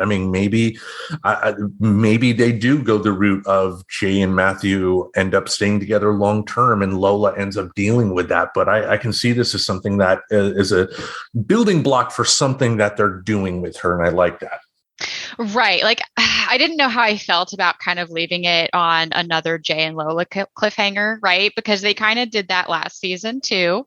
But I do see the potential for some good topic to be covered, right? Because this happens. You break up with somebody, you are, that they're still pining over you, because Lola knew that Jay was still pining over her. And so she kind of expected him to be readily hers again, right? Yep. And then she is being shocked by Matthew existing now, right? And so that's something that I think would be another relatable topic that they could totally dive into for a season. And it does make the most sense to do it with Jay and Lola. So I guess that's why it didn't end up being like such a bad thing, that they ended on another Jay and Lola cliffhanger. Yeah, and I'm definitely going to talk about my feelings on that too. I just hope that they actually try and follow up on it. Maybe. Yeah, same. We'll see. So far I feel like they've done decently at following up on some of those. The cliffhanger to help tease you into the next season of topics they might cover, because they did tease with Jay and Lola, and they did kind of go into her torturing him a bit, right? I liked that they didn't end up focusing the entire season on it. I think that wouldn't have been as enjoyable for me, but they did at least follow through with covering the topic. So I'm hoping that even if it's not a main theme for the entire season, this one was love and hate. And I thought it was interesting that we never got a love or a hate bug on Jay and Lola. Right? That didn't come up at any point. So I'm wondering if these characters might not be introduced yet. It could come into an interesting love triangle situation. So I don't know. I'm mostly been kind of cool so far with what they're doing with Jay and Lola's story, as grating as some parts have been. Right. All right. Now I think it is time to dive into some of our favorite lines. Now, I know you are currently in the kitchen preparing some onions right now, so I will go through a couple on my list here first. You didn't even have to out me. It's okay. I'm here. I'm just cooking chili with the venison that was gifted to the Mr. Reverend and I. There you go. Definitely jealous of that. But one of my favorite lines at the start here was from Andrew. I was this close to touching a real life boob, and Nick ruined it. And just how he pronounced ruined, ruined it. One from Rick early on.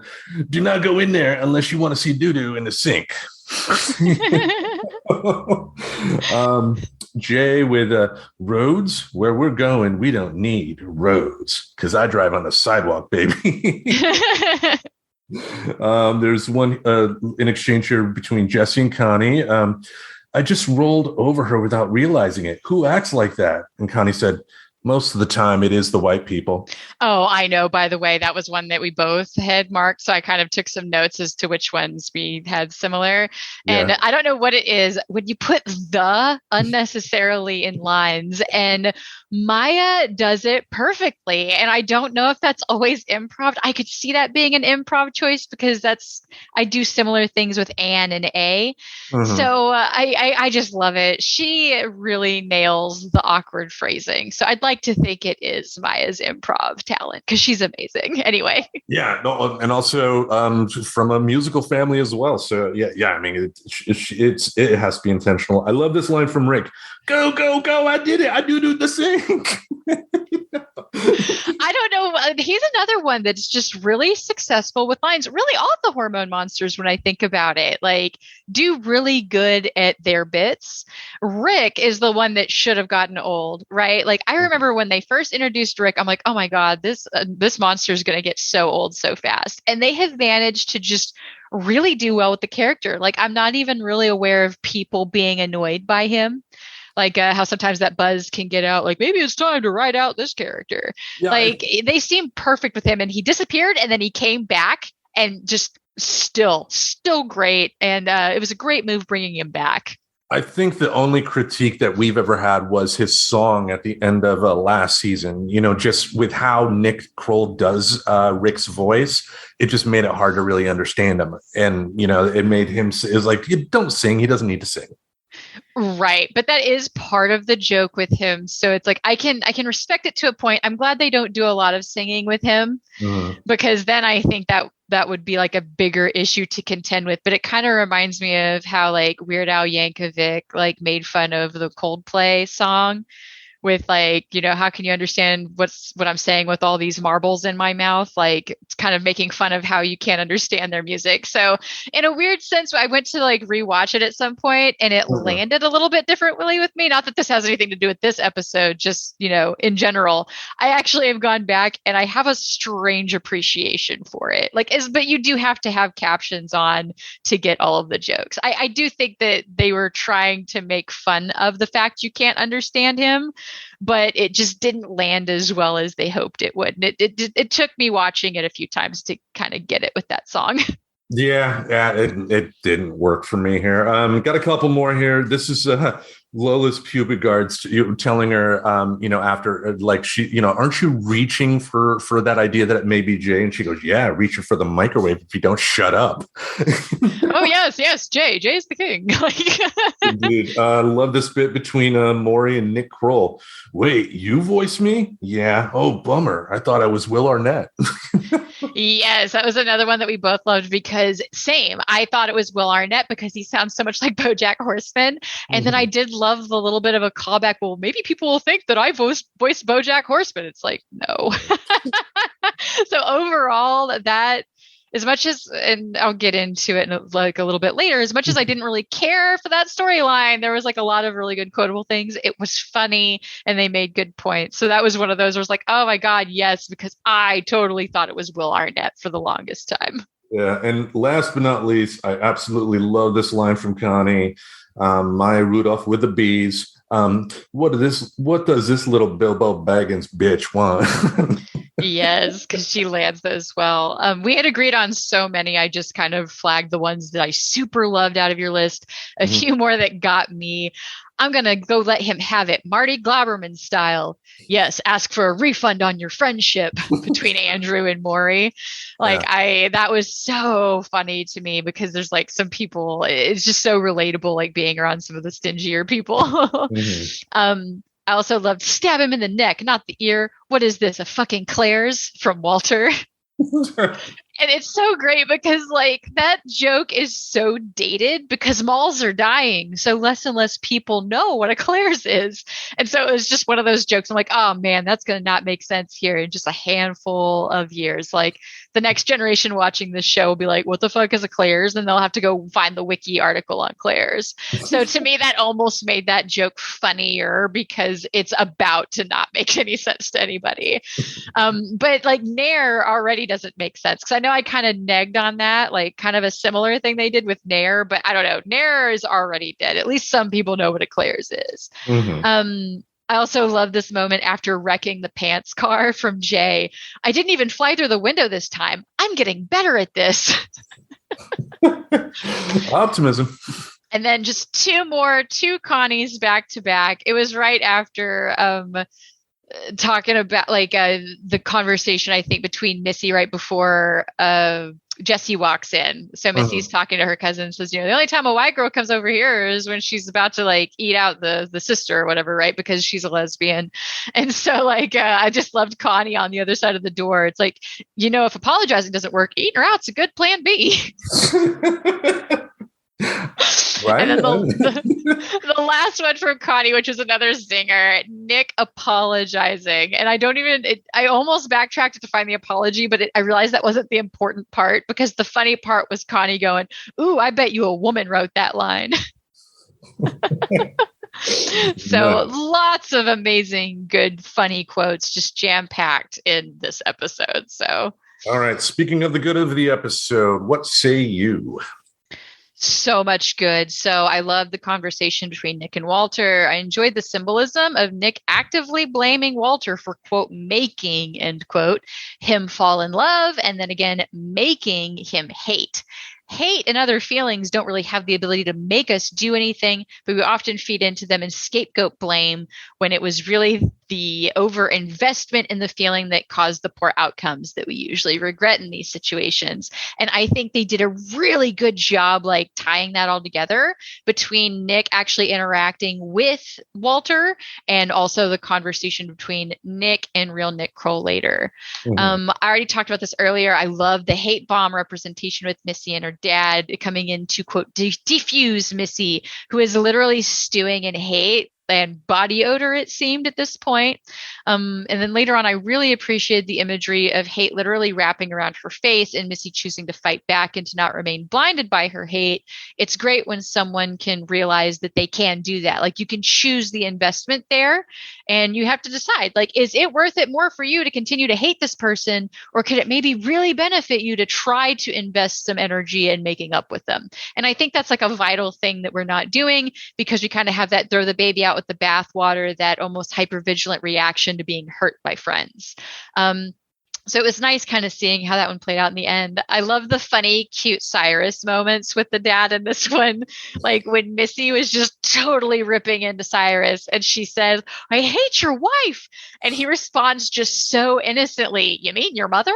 And there's just something about it that made me just laugh. Like I love that innocence. But again, it just shows the logic brain versus the emotion brain that I was talking about earlier going on in that scene. And I think those subtle little jokes did a really good job showing that they were both in completely different state of minds at that point.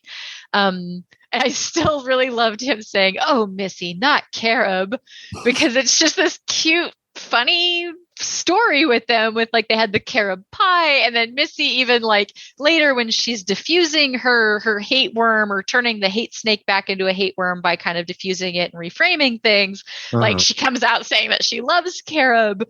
So it's like I think there's all of these jokes that shouldn't work, but they do because they're just that good at the timing with them, even down to a callback to this dumb radish bra thing. Like I really think I should hate that being brought up, but they just do it so few and far between and almost artistically that it manages to be appreciated when they do it. So I think they do a great job with Missy in general.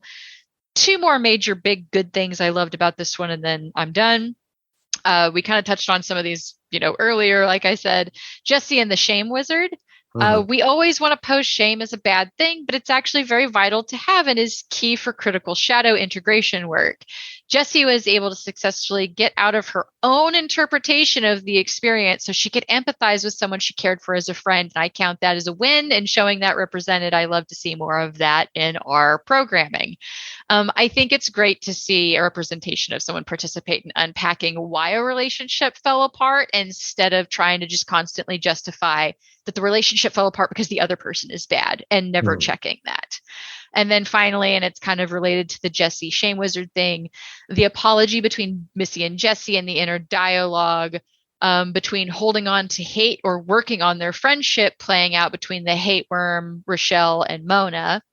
And that was the quote I mentioned earlier. This asshole admitted she's an asshole. Why are you giving her an out? From Rochelle. And then Mona saying, because she's eating shit. And it's not often you see an asshole eating shit. Usually it's quite the opposite. And then when Missy goes to unpack the conversation, her remembering / realizing that she loves her friend Jessie and her parents and her cousins and saying all of these things and paying that investment into remembering that she wants to get along with these people literally like makes the snake shrink back down and turn back into a worm, right? So I really, again, appreciate the great representation of the power behind feeding hate versus starving it by reframing and refocusing your attention. And then even loving her hate worm enough to turn it into a love bug, which was beautifully just the back and forth between the two of Rochelle saying, I missed being a love bug, and Missy replying with, I missed being a love bug too, because I really do agree that Missy was always more of a love bug from the beginning. But it makes sense because she's growing, she's going through hormonal changes. So she's got a challenge to that love bugness that seems to be kind of naturally occurring because of hormones coming in. So that was a lot of stuff. But all of the good shit that I really enjoyed about this episode, and not even touching into why it was a great season finale too, just more hammering the episode. What did you like about it?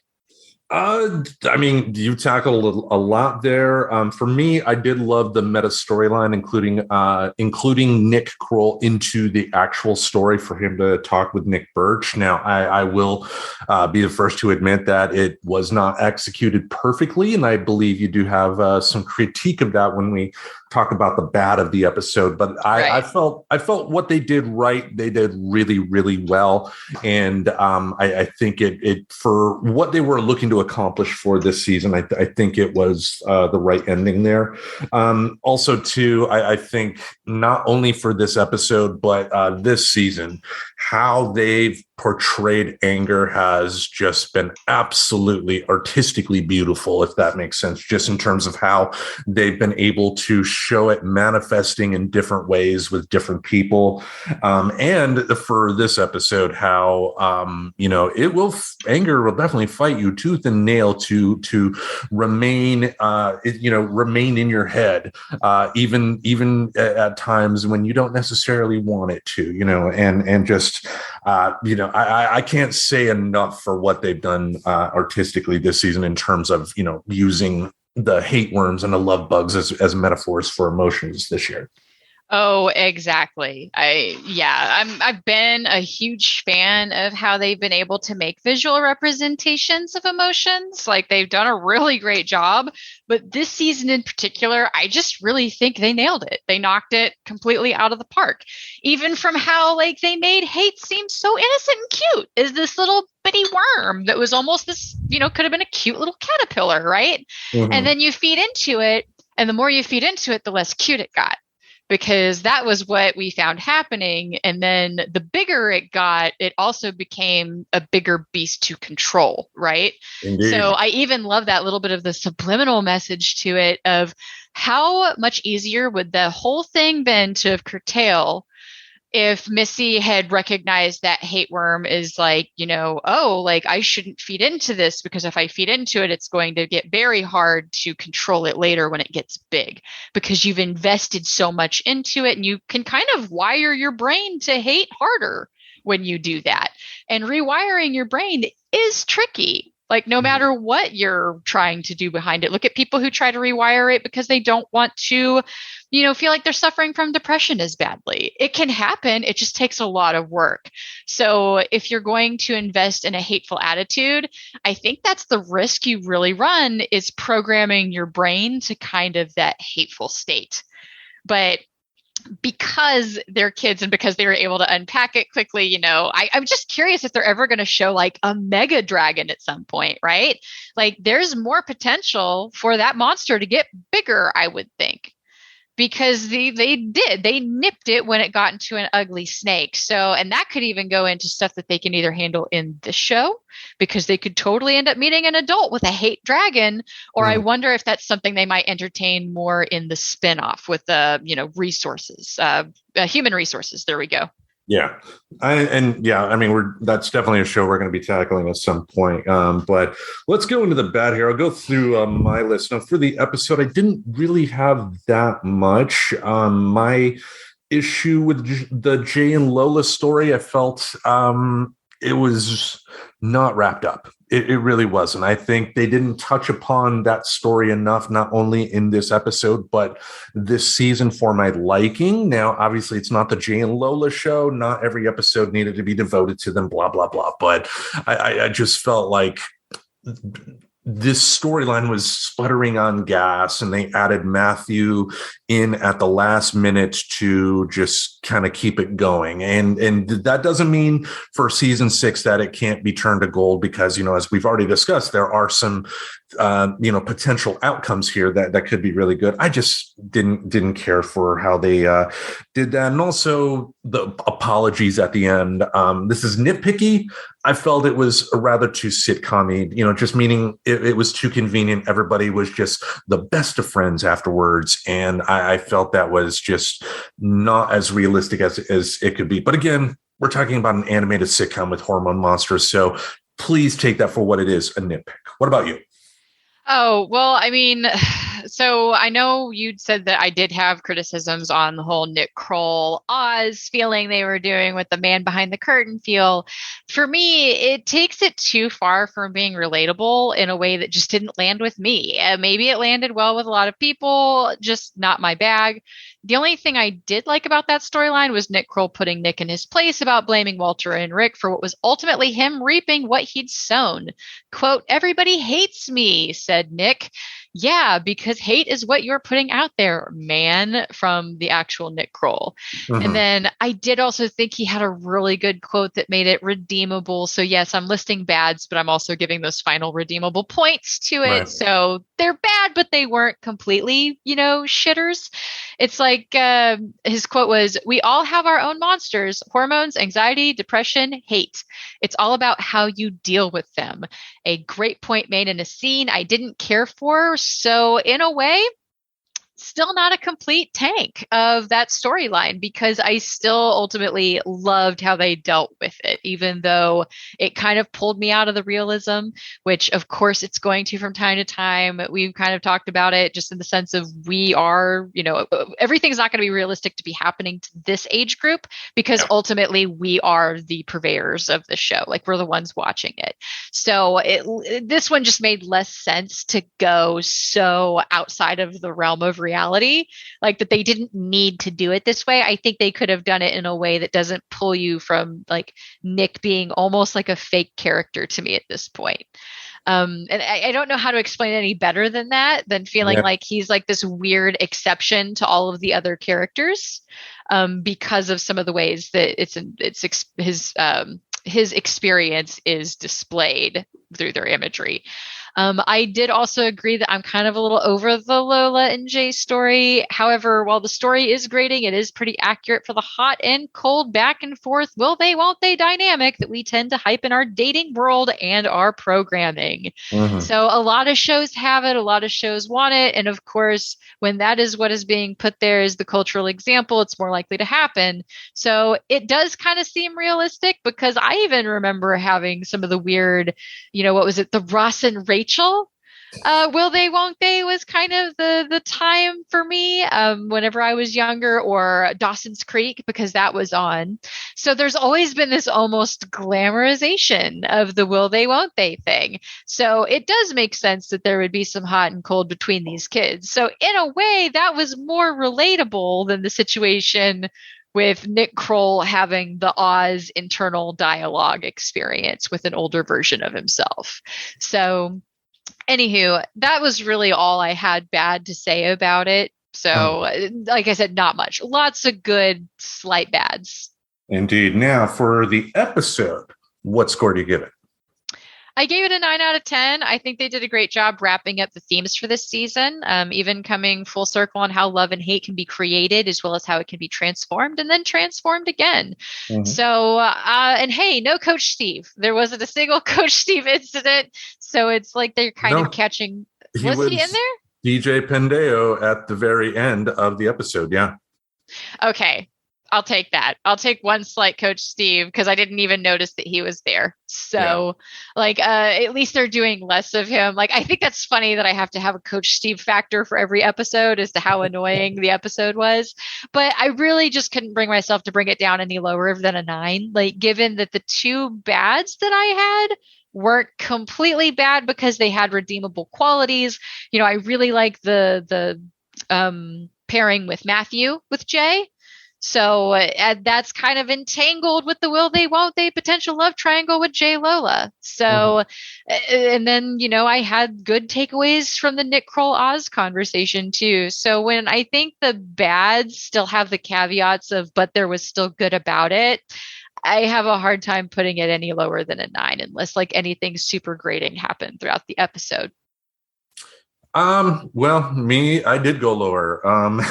I went 7 out of 10. Still not a bad score here, but for me, I guess what I look for in a season finale is if you were not going to directly resolve a plot point in a story, you should still at least shoot for an emotional ending of some sort.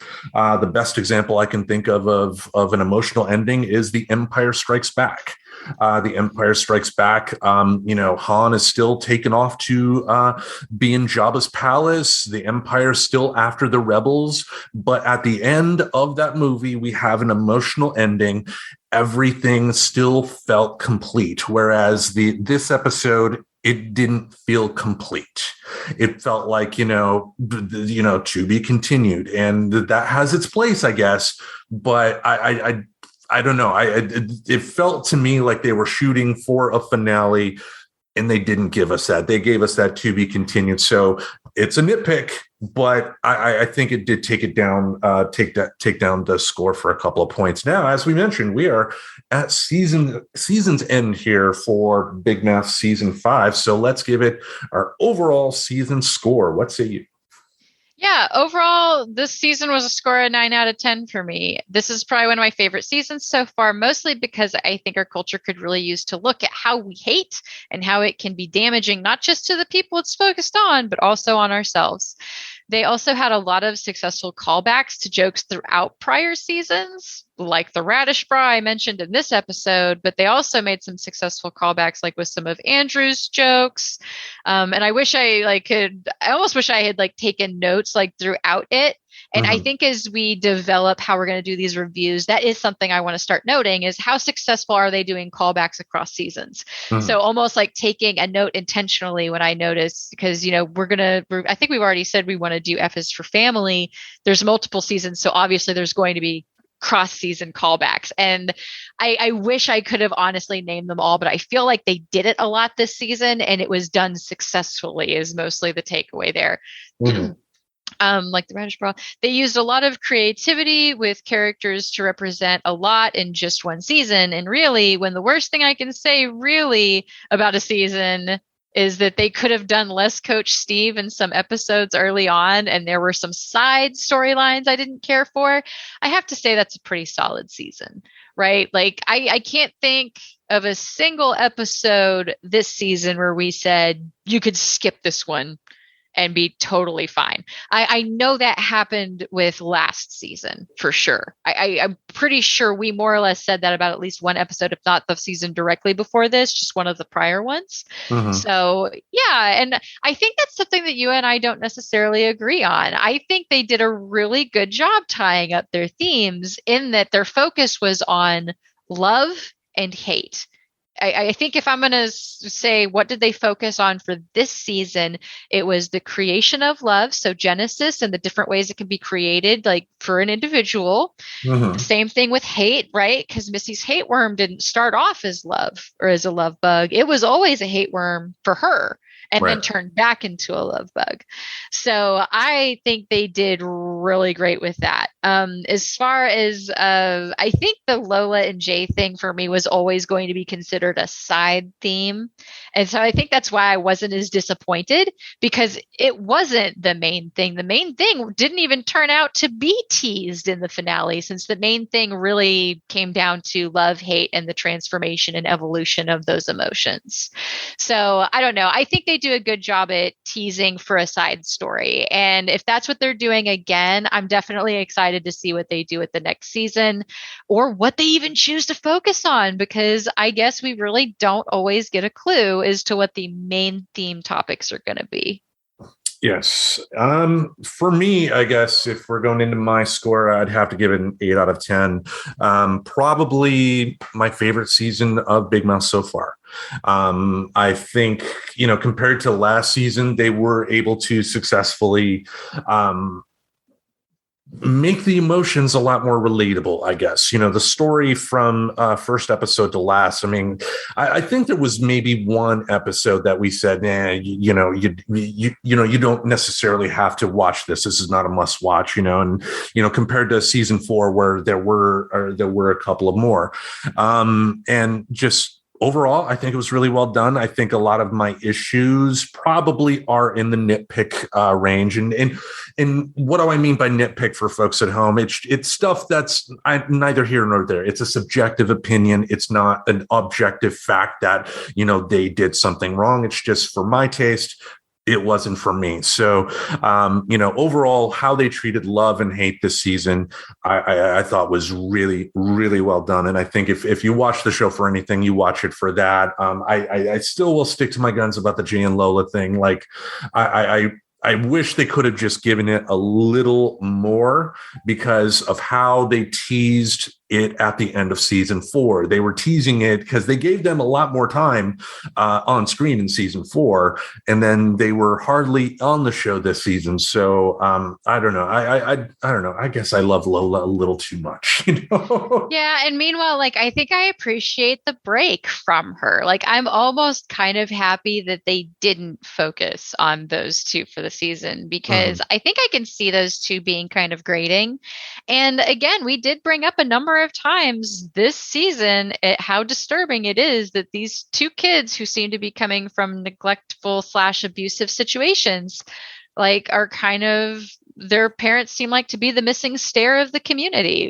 That they kind of, it doesn't seem like it's a secret to other parents how bad these situations are, but yet we're still turning a blind eye to it.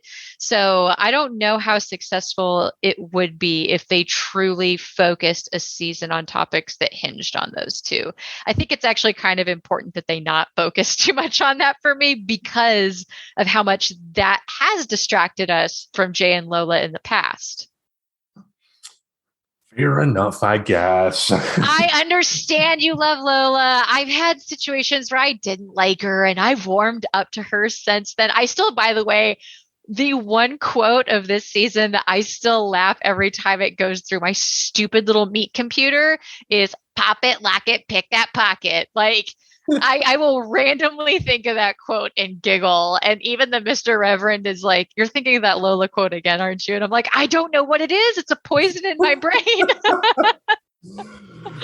Well, we are at the end of season 5, as we mentioned. And last week on the show, we said that we were going to have an announcement about the future of the reviews. And we are here for that announcement.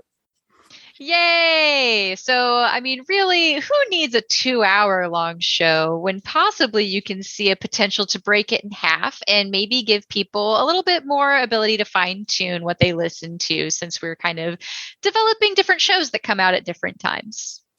Yeah, in the great tradition of the Tortellis and Aftermash, we are spinning off two failed sitcoms from classic sitcoms.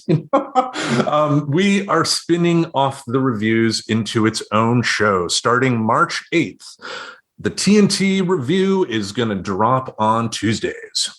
Yes, Tim and I still really enjoy nerding out and kind of having these deeper conversations about popular programming that people are watching. So we still wanted to do that, but we also kind of miss having friends on and talking to them or covering some of the topics that are trending that, in more depth than we've been able to. And I think it also, what was it? We kind of also saw the point that there might be people who are really more interested in listening to us kind of unpack social stuff and trending topics that might not be as interested in the review portion that we do, and vice versa. So we wanted to give the people who do listen to us a little bit more ability to choose between the conversations you're interested in. And I think most importantly, too, like for the audience that we have a small, loyal audience, and we love each and every one of you that listen in. For new people that don't know us, it is probably a good idea for us to put material out there that's in the hour or less range. And by taking the review show and putting it on Tuesdays, we are going to be able to do that. And, as we mentioned, F is for Family is going to be the first show that we're going to be diving into. We'll dive into the entire season one, and the TNT review is going to be split up into seasons as well, so that, it'll be easy for you to, if like in the future, when we do tackle human resources and you just want to listen to the human resources episodes, that'll be season 2 of the TNT review, and you'll be able to dive in from there. And I think more than anything, I think what I'm liking about us doing this is the fact that, we're doing more stuff with the podcast space. We're not just, putting out the content and say, here you go. We're trying to tailor it special made, and we're trying to be good. Exactly. So we're going to see, I know a personal goal of mine has actually been kind of looking into where I'm spending my energy, because I realized I just kind of gave myself like a plate full of projects and no priority. So the problem is I'm too busy for all my projects. And I love that we're kind of starting to think about it in this way here too, because it's almost bleeding over into how I'm going to spend my energy outside of this. I have talked about another potential spinoff that's a little bit more of the mental hygiene focus.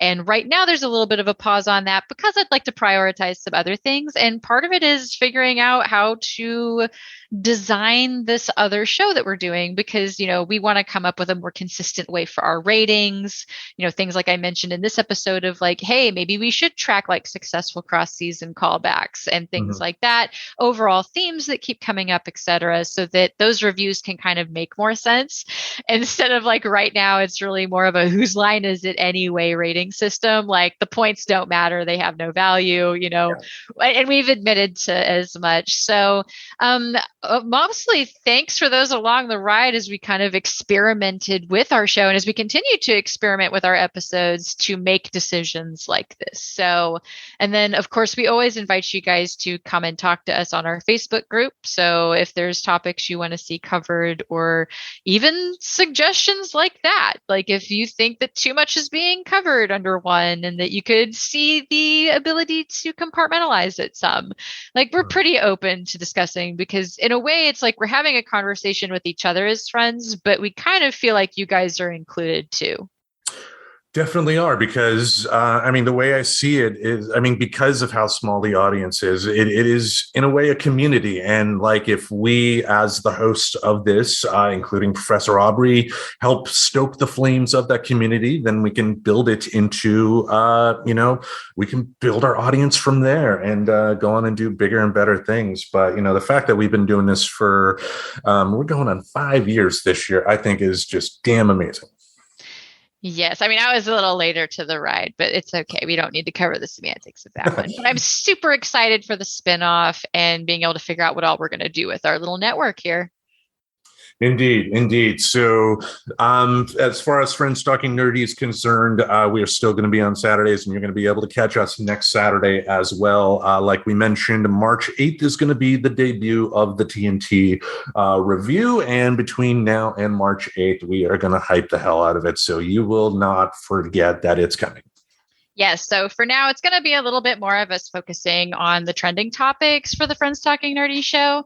And then, we'll mention it from time to time, I'm sure, and then do another announcement to remind you guys when it's coming out. And in the meantime, we'll be working on how we make it a little bit more consistent for everybody. Indeed, indeed. So did you have anything else you wanted to say to our loyal folks at home? I really don't, other than this venison chili is smelling amazing. See, I'm not always plant-based. Sometimes you give me meat and I'll figure out a way to cook it. But I'm super excited about how we evolve with the show. And I just look forward to finding fun ways to interact with you guys how we can. Indeed, indeed. Same here. So with that, every Saturday in this podcast space, we're going to have something to entertain your ear holes. Until we meet again, we bid you adieu. Goodbye, folks. Subscribe to Friends Talking Nerdy on iTunes, the Google Play Music Store, as well as Spotify. Remember to support Friends Talking Nerdy on Patreon. Goodbye, darling.